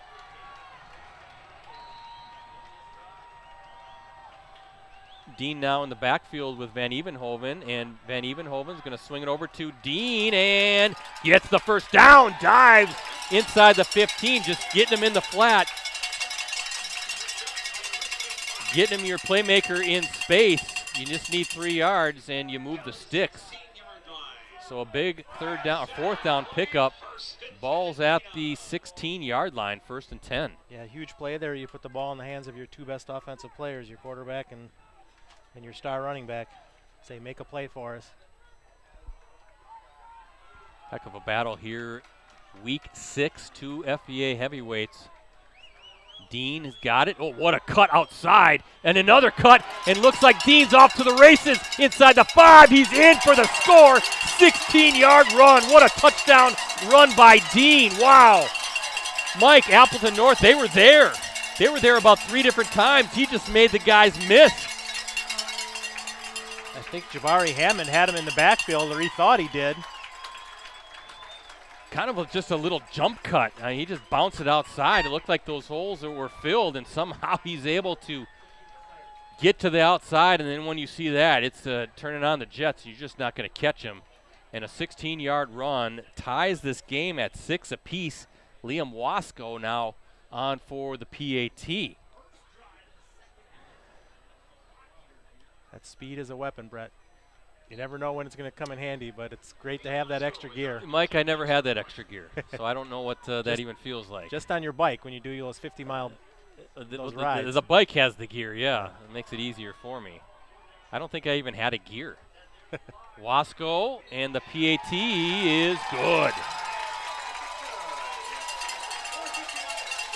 And with 4:59 remaining in the third quarter, the PAT gives the Rockets a 7-6 lead as we look at our Cellcom ETS performance scoreboard. What a game we have cooking here at Rocket Stadium.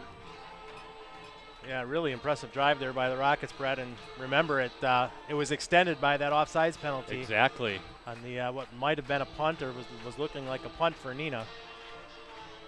After that, the Rockets went another about 65 yards for the touchdown.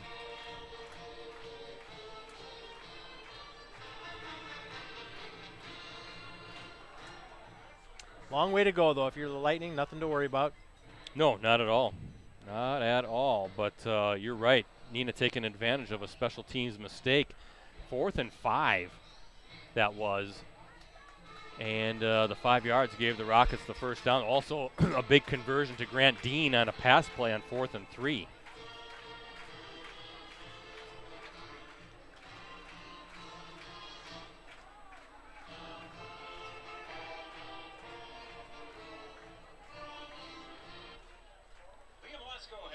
Thank you to everybody for tuning in tonight. Just a gorgeous night here in Neenah. It is beautiful, isn't it? Keep the good weather. I'm hoping for a nice warm fall. Although you know what's going to happen. We'll stream games throughout the playoffs into the state semifinals. And that state semifinal, we're going to be freezing like you wouldn't believe. Whether we're at Titan Stadium or, Mike, you and I were at in Rosie 2. As that's number 11. Looks like Michael Guido wrapped up. We were at Ashwaubenon last year for the West Apir-Kaukauna game on a nice chilly night. November night. Yeah, you guys have had some real cold ones down at Titan Stadium in those semifinal games through the years. Yeah, Dan Powers, who's down there shooting for us. By the way, check out Dan Powers' photo gallery later tonight on postcrescent.com. He's over there at the 35-yard line. He's looking at what he's captured so far, but he doesn't want to hear me complain because the Titan Stadium press boxes are equipped with heat. But I remember one year we had the windows open, the wind was blowing in at us, and I don't care how hot we had tried to turn it up. Didn't matter. We were popsicles at the end of the game. Robinson trying to get outside. Good tackle, though, by number 4, Sam Shear, the senior defensive lineman. Robinson maybe a couple of yards. Looked like he had some room there. I thought he was going to pick that up, 8-10 yards, but Shear made a great play.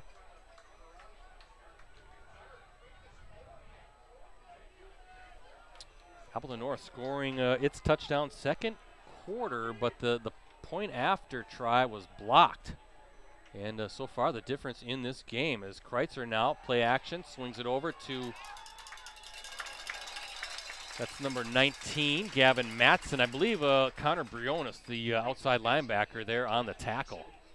So this is a big third down for Appleton North. Momentum has shifted a little bit here. Rockets feeling pretty good about things, and boy, the last thing you want to do if you're Appleton North is go 3 and out.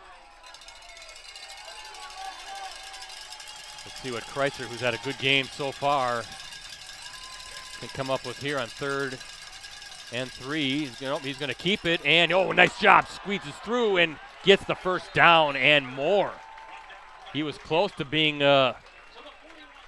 dropped. I think he still would have gotten the first down, but good run by Kreitzer, and that's no decision there. He knew what he was going to do the entire time. Took the snap, tucked it in, and just followed his blockers.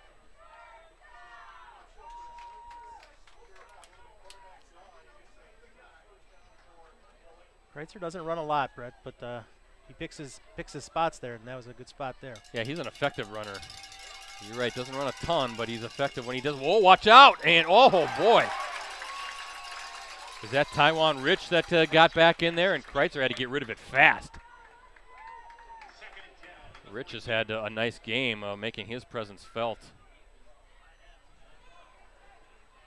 a few times tonight.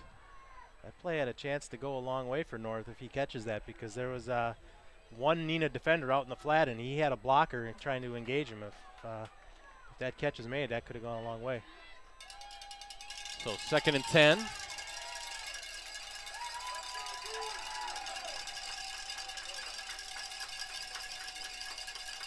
Kreitzer looking to his right. No, he's going to keep it. And not bad. There's enough of a gap or enough of a pocket for him to just kind of tuck it down and follow his blockers. And he'll be third and certainly very manageable. 3rd and 3 at the 49-yard line. Clock under 3 minutes to play in this third quarter. Fast-moving game here at Rocket Stadium. Another good tackle by Luke Young there from his safety spot, Brett. That's 2 of the last 3 plays he's made that tackle.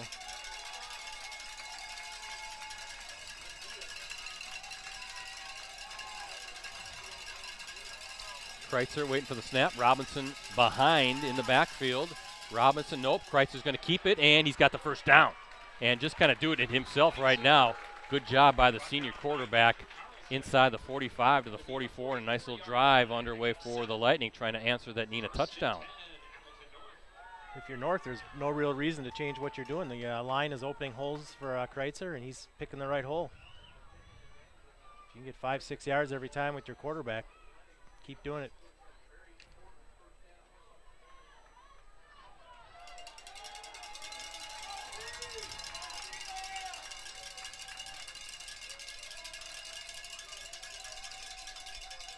Kreitzer looking to his right. There's Tamari trying to make a defender miss, and Dean, one of the defenders in there. Oh, check that. I think that's number 9.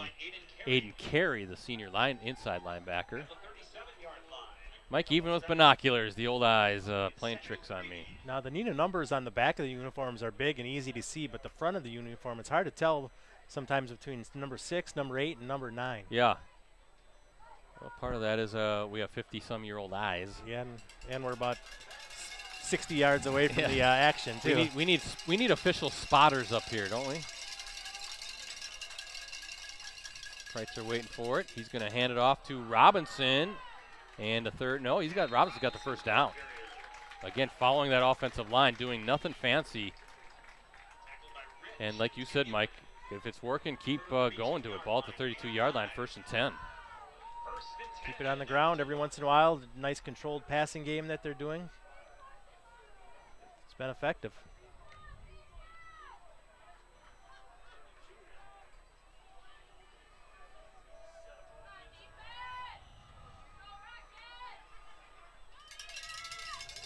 Kreitzer going to keep it again. Faked like he was going to throw and got a few.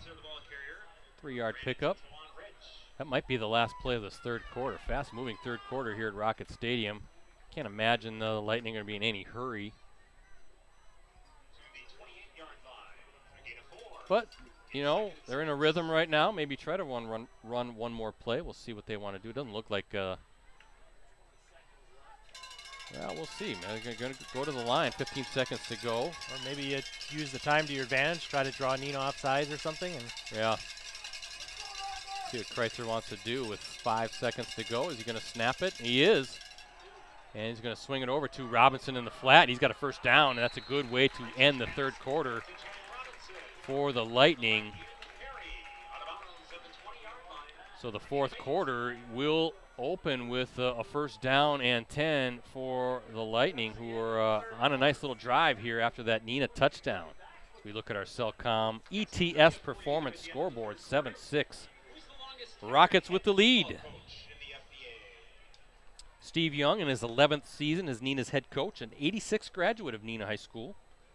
Played and coached collegiately at Lawrence University. And there you go. That's actually a good trivia question they have here. Steve Young in his 11th year and Rob Saum in his 14th year at Appleton North, the 2 longest tenured head coaches in the FVA. But, yeah, Steve Young played collegiately at Lawrence. His high school coaching stops have included Waukesha North, Appleton East, and Wausau East. Coming off a 2022 season that saw him earn FVA Coach of the Year honors. Rob Saum, I thought I had him down for 16 seasons. I'll have to double check that, I guess. But he followed the legendary Paul Engen and has guided the Lightning to a winning record in all but one of his seasons in charge. That was a 5-5 showing back in 2016. Brett, the other trivia on the scoreboard just now, the last time the road team won the game in this series was 2009. Oh, is that right? So if North is able to pull out this win tonight, it'll be a rare road win in this series. A good series, a good game here as week 6 heading into the fourth quarter here at Rocket Stadium.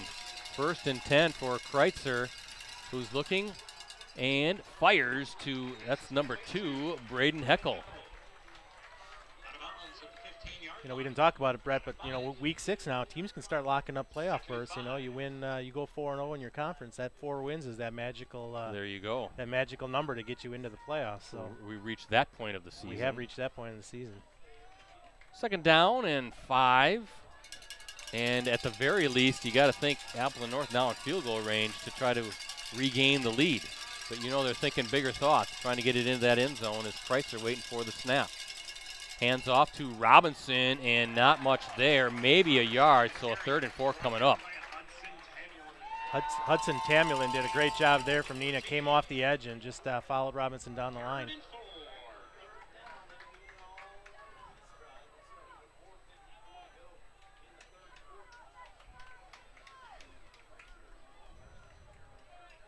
What do you do here? I like Kreitzer making the decision, though, whether he's going to throw it or just tuck it in and run behind that big offensive line. Kreitzer.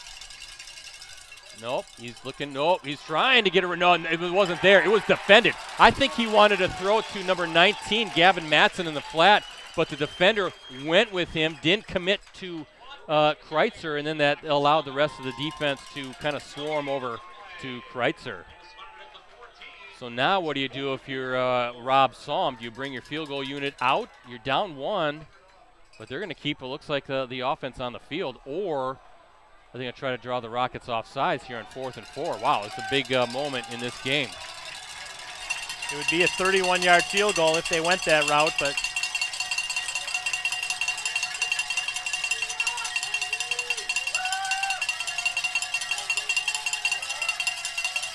Kreitzer has it.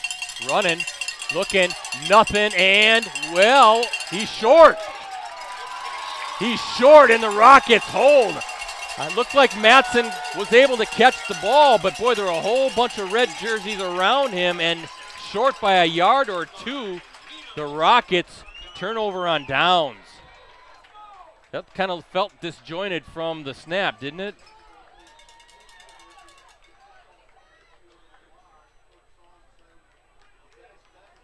I don't think Kreitzer ever wanted to run that one. I think it was going to be a pass the whole way, and I think they thought Matson was going to be more open than he was, but as soon as he caught the ball, the Neenah defense converged on him. Yeah, credit the Neenah defense for collapsing quickly, because Kreitzer did not have much time to kind of think what he wanted to do, but what a big moment there, turnover on downs, and now the Neenah offense back on the field as the Rockets up 1.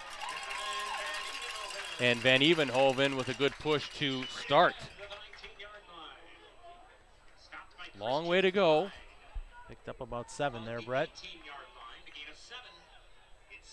10 minutes and some change. Kind of just like, you know, North is having more luck with Kreitzer keeping the ball. Neenah's kind of had more luck with Van Evenhoven keeping it. Well, you see now Neenah, and obviously no rush to snap the ball. Both teams now trying to use their running game and the clock to their advantage. Van Evenhoven waiting for it. Dean in motion. No, Van Evenhoven's going to keep it, trying to spin his way, gets free, and somehow picks up the 1st down.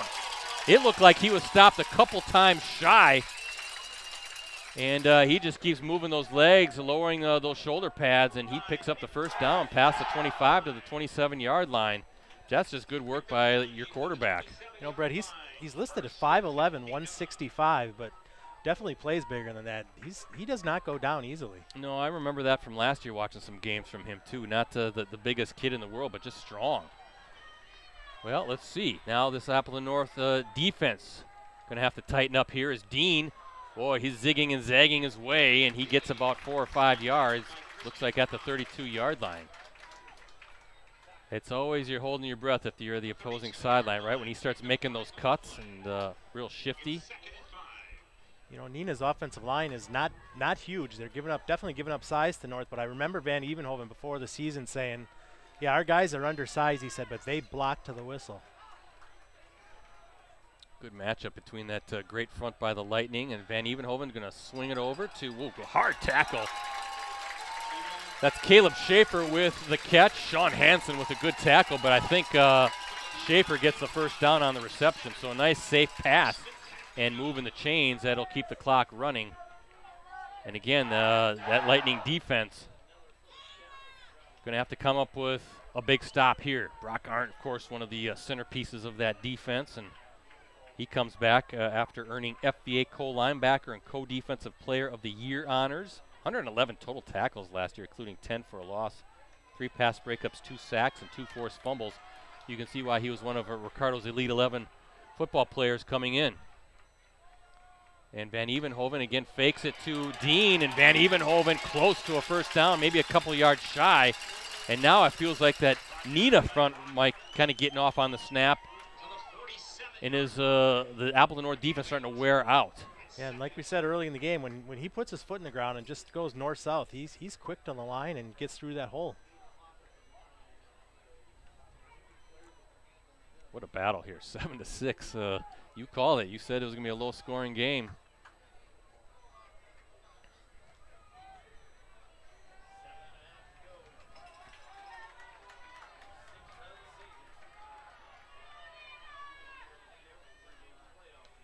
Van Evenhoven fakes the handoff, and he's got the first down, trying to get a few more.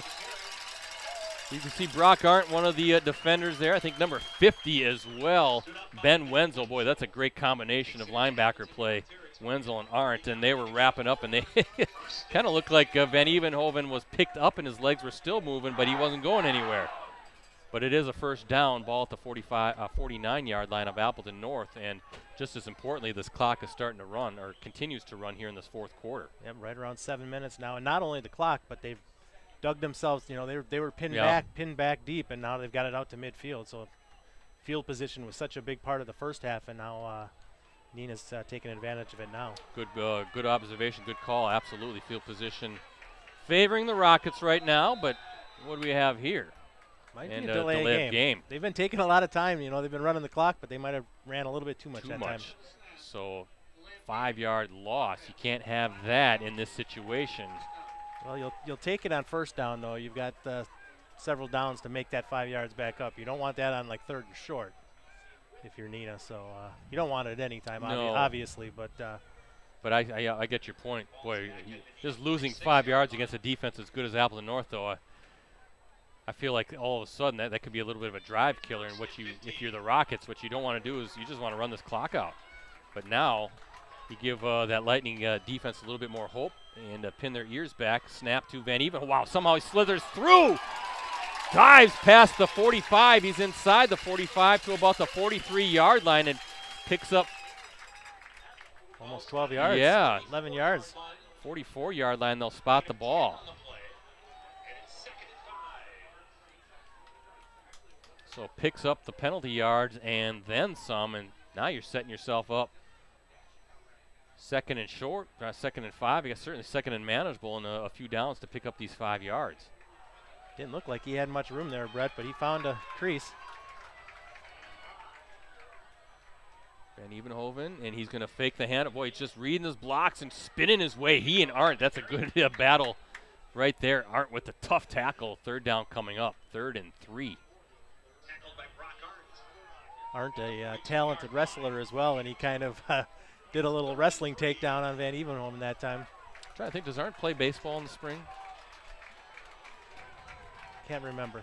I'm just thinking of, our Northeast Wisconsin High School Sports Award show. That is, we're starting to plan for that. There'll be an in-person show this spring, and just starting to think about the athletes, maybe potential Boys Athlete of the Year nominees, right?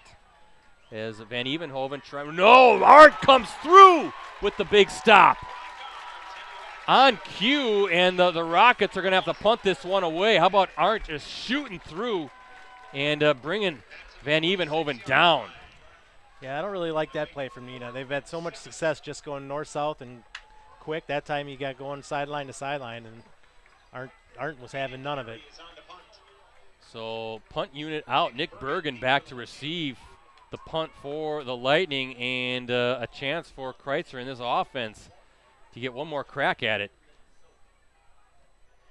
Nice good high punt, and they're angling it out of bounds. Where will they mark the ball, though? Here's the question. And it looks like they're going to mark it at the 22-yard line.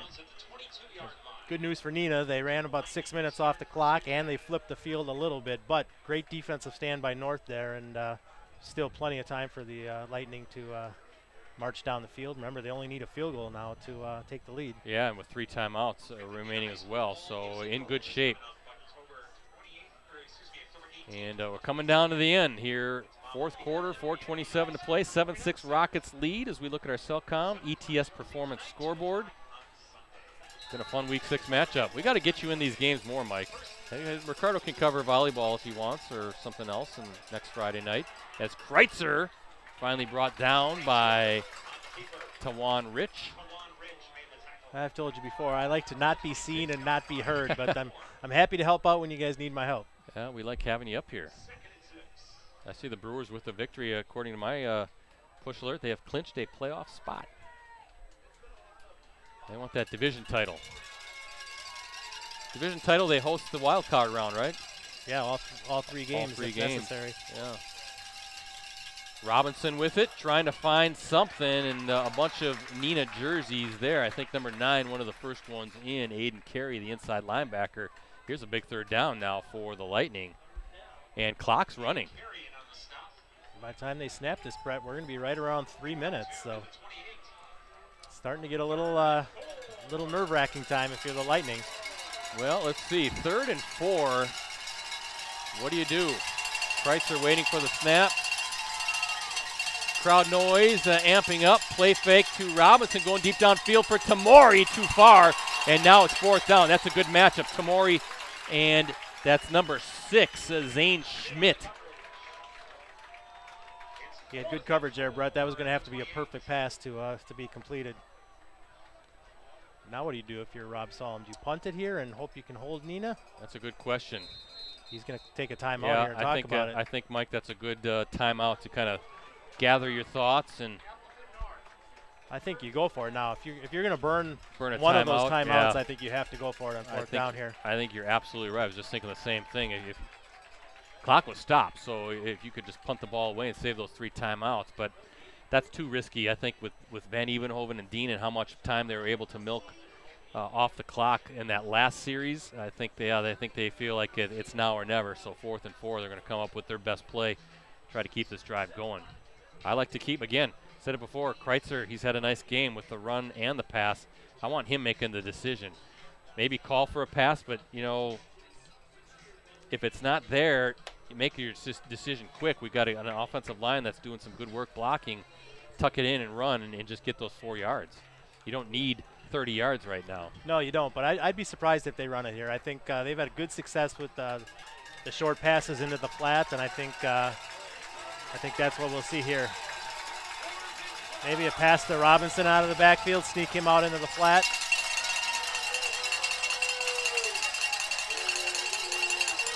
There's Kreitzer with it, looking, going to sling it, and Tamori, come on, he came up with the catch. I don't know how he caught it. I thought that was going to be an incomplete pass, and somehow he held on, and he's in Neenah territory at the 49. He dropped it for a short time there, Brett, and then he reached down and was able to pull it back in. I wish, you know, he had the back to us. I would like to see what the front of the – I thought I was waiting to see the ball go to the turf and being an incomplete pass, but credit Abraham Tamori with the catch of the night so far. Fresh set of downs for the Lightning. Again, they just need 3. Almost an interception again. Will St. Clair, the senior outside linebacker, almost secured the pick, and probably right about now would be celebrating in the end zone. And if you're Luke Kreitzer, you take a deep breath. No harm, no foul. Right. Wow. Incompletion stops the clock. That might be the best thing. North can just kind of like you said, take a deep breath here. Neenah doing a kind of a good job, I think, Mike, at times of reading, though, where Luke Kreitzer wants to throw the ball. He gets that ball, and he's looking at his intended target. Again, looking right. Nope, he's going to tuck it in, and brought down Aiden Carey, one of the defenders there, and here comes a 3rd down. Ball at the 45, 3rd and 6. And clock at 2:30 and running. Ooh, this is a fun game. I'm getting nervous.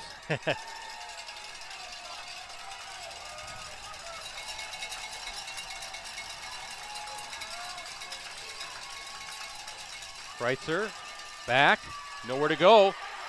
Trying to escape pressure, and got Tamori again. Good job to keep it alive. There's a flag down, Brett. I think we might have a holding on. Oh, yeah, yep, your flag right at the 50-yard line, Mike. I think it's going to be a hold on North. Well, yeah, Kreitzer was feeling the pressure. Once Kreitzer started breaking the pocket, I think, that Neenah, the offensive line doesn't know where he's headed, and they just kind of grabbed on. So Holding's going to back up the Lightning. That's a killer penalty because that was a nice connection between Kreitzer and Tamori. Again, Tamori with a tough catch. Kind of definitely an off-schedule play, off-schedule catch. And those two have a good connection. But now where are they going to mark it? Ball will be at the Appleton North 45. So you're looking at 3rd and 16. Hasn't been a lot of flags tonight, Brett, but that is just a terrible time for one if you're the Lightning.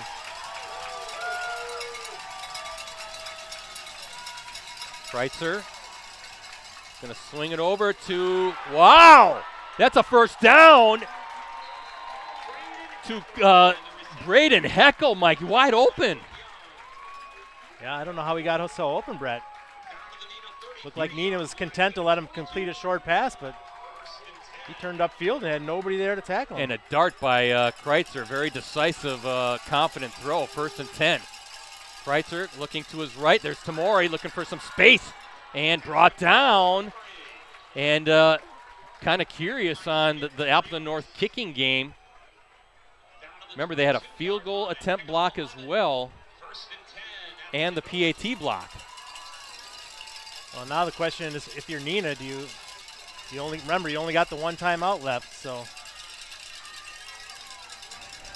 How about Kreitzer moving his team down, looking downfield. He's on the run and just tucks it in and brought down hard. And I think Appleton North, are they saying a fumble?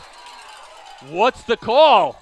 I think they're ruling him down, Brett. And he is down. Wow, you could see that Neenah sideline going bananas, thinking they had a turnover. Ball's at the 21 and a timeout now for Appleton North.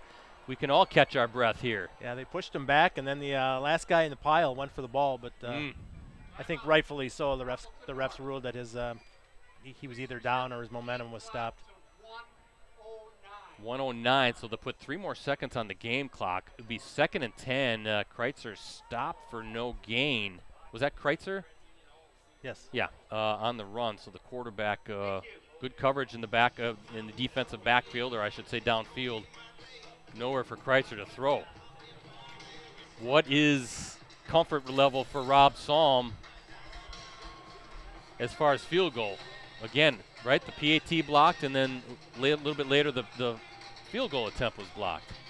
I think it was they were setting up for, what was that, a 27-yarder earlier in the game?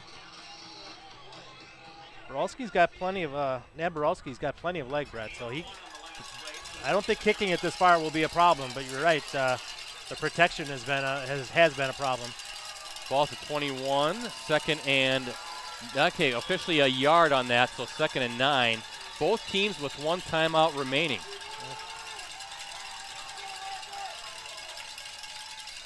And I think they got Neenah to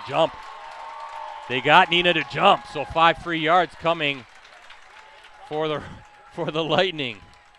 Yeah, and you know if you're Coach Salm, you don't want to put it in the hands or the foot of your kicker. You want the offense to punch this in. No high school coach wants to put that pressure on a snap, a hold, and a kick if they can help it. So he's hoping they can punch this in here in the last minute and the 9 seconds. So ball at the 16. Yeah, no wind right now either, Mike. I'm looking at the flags. They're pretty still. So 2nd and 4 now as Kreitzer waits for this. And Kreitzer's going to keep it and trying to get close. It'll be 3rd down and maybe a couple yards shy, as now we're under a minute to play.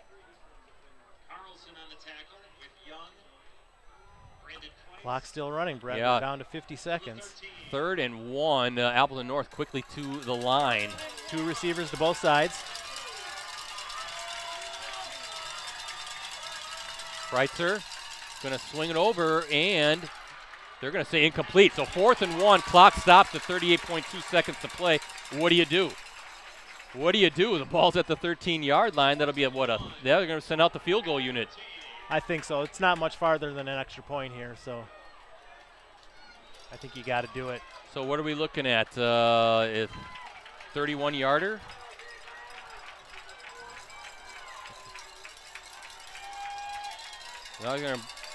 I'm looking at the field goal kicker, Ethan Nadboralski, a senior. Looks like it's going to be at the 20, so a 30-yard attempt with 38.2 seconds to go. Will the Rockets burn a timeout here? And yeah, Steve Young wants a timeout. So the Rockets will use their final timeout here. And what a game here at Rocket Stadium in Week 6. Coming down to a field goal attempt. Potential game winner right here, 30-yarder. Braden Heckel, number 2, Brett, is your holder on these kicks. He's obviously a sure-handed receiver, so I don't know. What you don't want to do if you're Appleton North is like a procedure call, back you up 5 more yards. Why would you even suggest that as a possibility? Well, we've seen some of that tonight, right? No, you want a clean operation. You want a good snap, a good hold, and you want Ethan Naborowski to kick that right through the uprights. But you're right. I mean, you know, you could get Neenah to jump into the zone here, and then you'd have another fresh set of downs here. Again, Appleton North has had 2 kicks blocked tonight, a PAT and a field goal attempt. Let's see if they're clean on this one and a 30-yard. Now the official coming in. And here we go. Everything looks good. Kick is up, and it is. It's no good. It's no good. He missed the kick. I didn't see if it was wide right or wide. Was it wide right? Trying to wait for the reaction, and finally saw the Neenah Rockets on the field celebrating, and the 30-yard attempt is wide right. The Rockets are going to pull this one out, Mike, 7-6.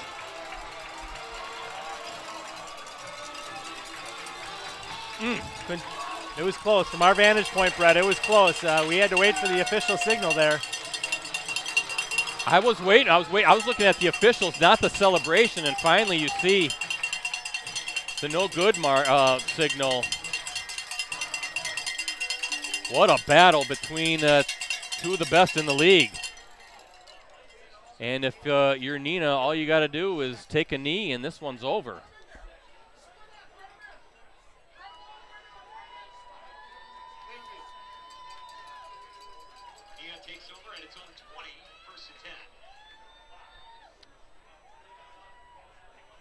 A little surprised Mike Van Evenhoven just doesn't go under center. And he'll take a knee. Maybe with his wrist, bandage, they figure it's better to have him there than under the center. Wow, what a game. That'll do it. Comes down to the end. 30-yard field goal attempt, wide right. You feel for Appleton North. They battled.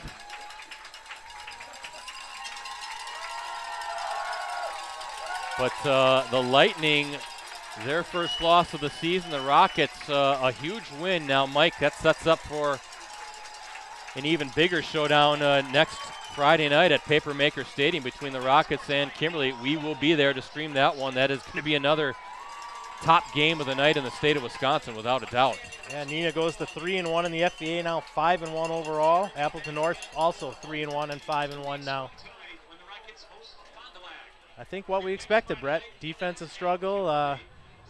Boy, Neenah got some great work out of Van Evenhoven tonight in his first game back, and just a few too many mistakes by North tonight. Just not saying that would have changed the outcome of the game, but it certainly kind of kept them playing uphill kind of the whole game. Boy, just 2 really good teams going at it. 7-6.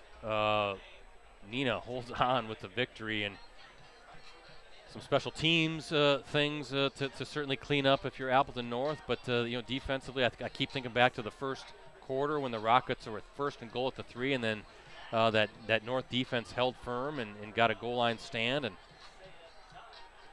just one of those nights where, like, it's so tight, the margin of error is so slim that, yeah, a little miscue here and there, and that's going to be the difference in a game like this. But, I guess your thoughts before you head on down. You can see definitely the frustration right now in Appleton North on one side of the field, the other side, elation by the Rockets. Yeah, I'm going to head on down and get some quotes from from both teams here. But I guess my thoughts is we'll probably see these two teams play again. You know, whether it's second round of the playoffs, third round of the playoffs, who knows? But I think there's a good chance we'll be seeing these two teams go up against each other again. No doubt about it. And if so, then maybe we should live stream that game and do the rematch. But man, what a battle! And I know you're going to have some stuff. But how does that go again? You and Ricardo, you come up with some stuff tomorrow that posts online. Some, yeah, we post reaction. our stuff. We post our stuff Saturday morning because people tend to not. They go to bed on Friday night, so we have it there for them for Saturday morning when they wake up. And I know you'll have the replay of this game on our site. So right tonight, yeah, through most of the day tomorrow, we keep it up there so folks can definitely go back and watch this classic. Alrighty. Well, thanks for having me, guys. I'm going to head down to the field and do my next part of my job. Sounds good, Mike. Thanks for pinch hitting. You did a great job as always. Appreciate it. It's not going to take very long to run down the scoring tonight. Just 2 touchdowns. The first by Appleton North, a 1-yard touchdown run, a quarterback sneak by Luke Kreitzer with 7:31 remaining in the quarter. The PAT was blocked, made it 6-0 Lightning, and then with 4:59 to go in the third quarter, a 16-yard touchdown run by Grant Dean. PAT was good, 7-6, and that's how it ends. As we look at our Cellcom ETS Sports Performance scoreboard. Again, that 16-yard run by Grant Dean. He caught a big 4th and 3 pass to extend the drive, Grant Dean did. But remember, earlier in that drive, it was 4th and 5 in Appleton North territory, or I'm sorry, Neenah territory. Neenah was set to punt it away, and then an offsides call on the punt against Appleton North gave the Rockets a first down, fresh set of downs, and then they were able to take it down and score what ended up being the winning touchdown. With the victory, Neenah now improves to 5-1 on the season, 3-1 in Fox Valley Association play. Looks like quarterback Van Evenhoven, no worse for wear in his back. Good to see him back under center. And should be very interesting to see how the Rockets now move on with their starting quarterback back in action. Appleton North, 8th-ranked Lightning, fall to 5-1 on the season. 3-1 in league play. Up next for Neenah, they're at Kimberly on Friday. Fox Valley Association matchup. Kickoff is scheduled for 7 p.m. Appleton North is home against Kaukauna on Friday.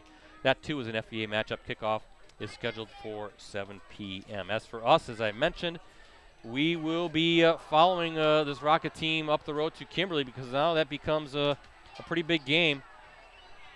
Papermaker Stadium in Kimberly, as the top-ranked Papermakers, will host Neenah in a huge Fox Valley Association matchup as the Rockets now wanting to try to continue to keep pace. Appleton North, same thing. Appleton North now, Rosie, becomes a Kimberly fan, or a Neenah fan. They want to see the Rockets knock off Kimberly.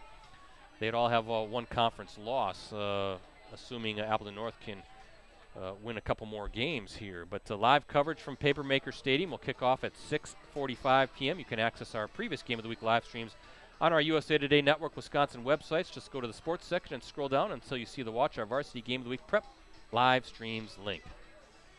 Again, thanks to our sponsors. Cellcom, unlimited data for smartphones is now more affordable than ever at Cellcom with their new unlimited plan options starting as low as $25 per month per line. No matter how many lines you need, Cellcom has you covered. Visit cellcom.com/unlimited plus for details. ETS Performance, the leading provider of sports performance training for athletes across the Midwest and Northeast Wisconsin. ETS provides a customized approach to strength, speed, and injury prevention training for athletes of all sports ages 8 and up. Train like the pros and take your performance to the next level. Visit etsperformance.com to schedule your free athlete evaluation today at the ETS location nearest you. And Cooney's Embroidery and Sportswear. They have the skills and experience to customize your apparel and spread the word about your organization. Contact them today at 920-731-0922 or send them an email at Cooney's, COONEYS 0922 at sbcglobal.net. So for another good one, Rosie, huh? We had a great one at Wrightstown last week for Wrightstown Freedom. That was a 1-point game. That was decided on a 2-point conversion. It just seems like every week we have some great battles. Always fun to do these games, isn't it? These Varsity Game of the Week high school football live streams. But for Rosie, for Mike Sherry, for Ricardo and the crew with USA Today Network Wisconsin, I'm Brett Christopherson signing off from Rocket Stadium here at Neenah High School. Once again, it's a classic, a thriller. Neenah with the victory, 7-6. Thanks for watching, everybody.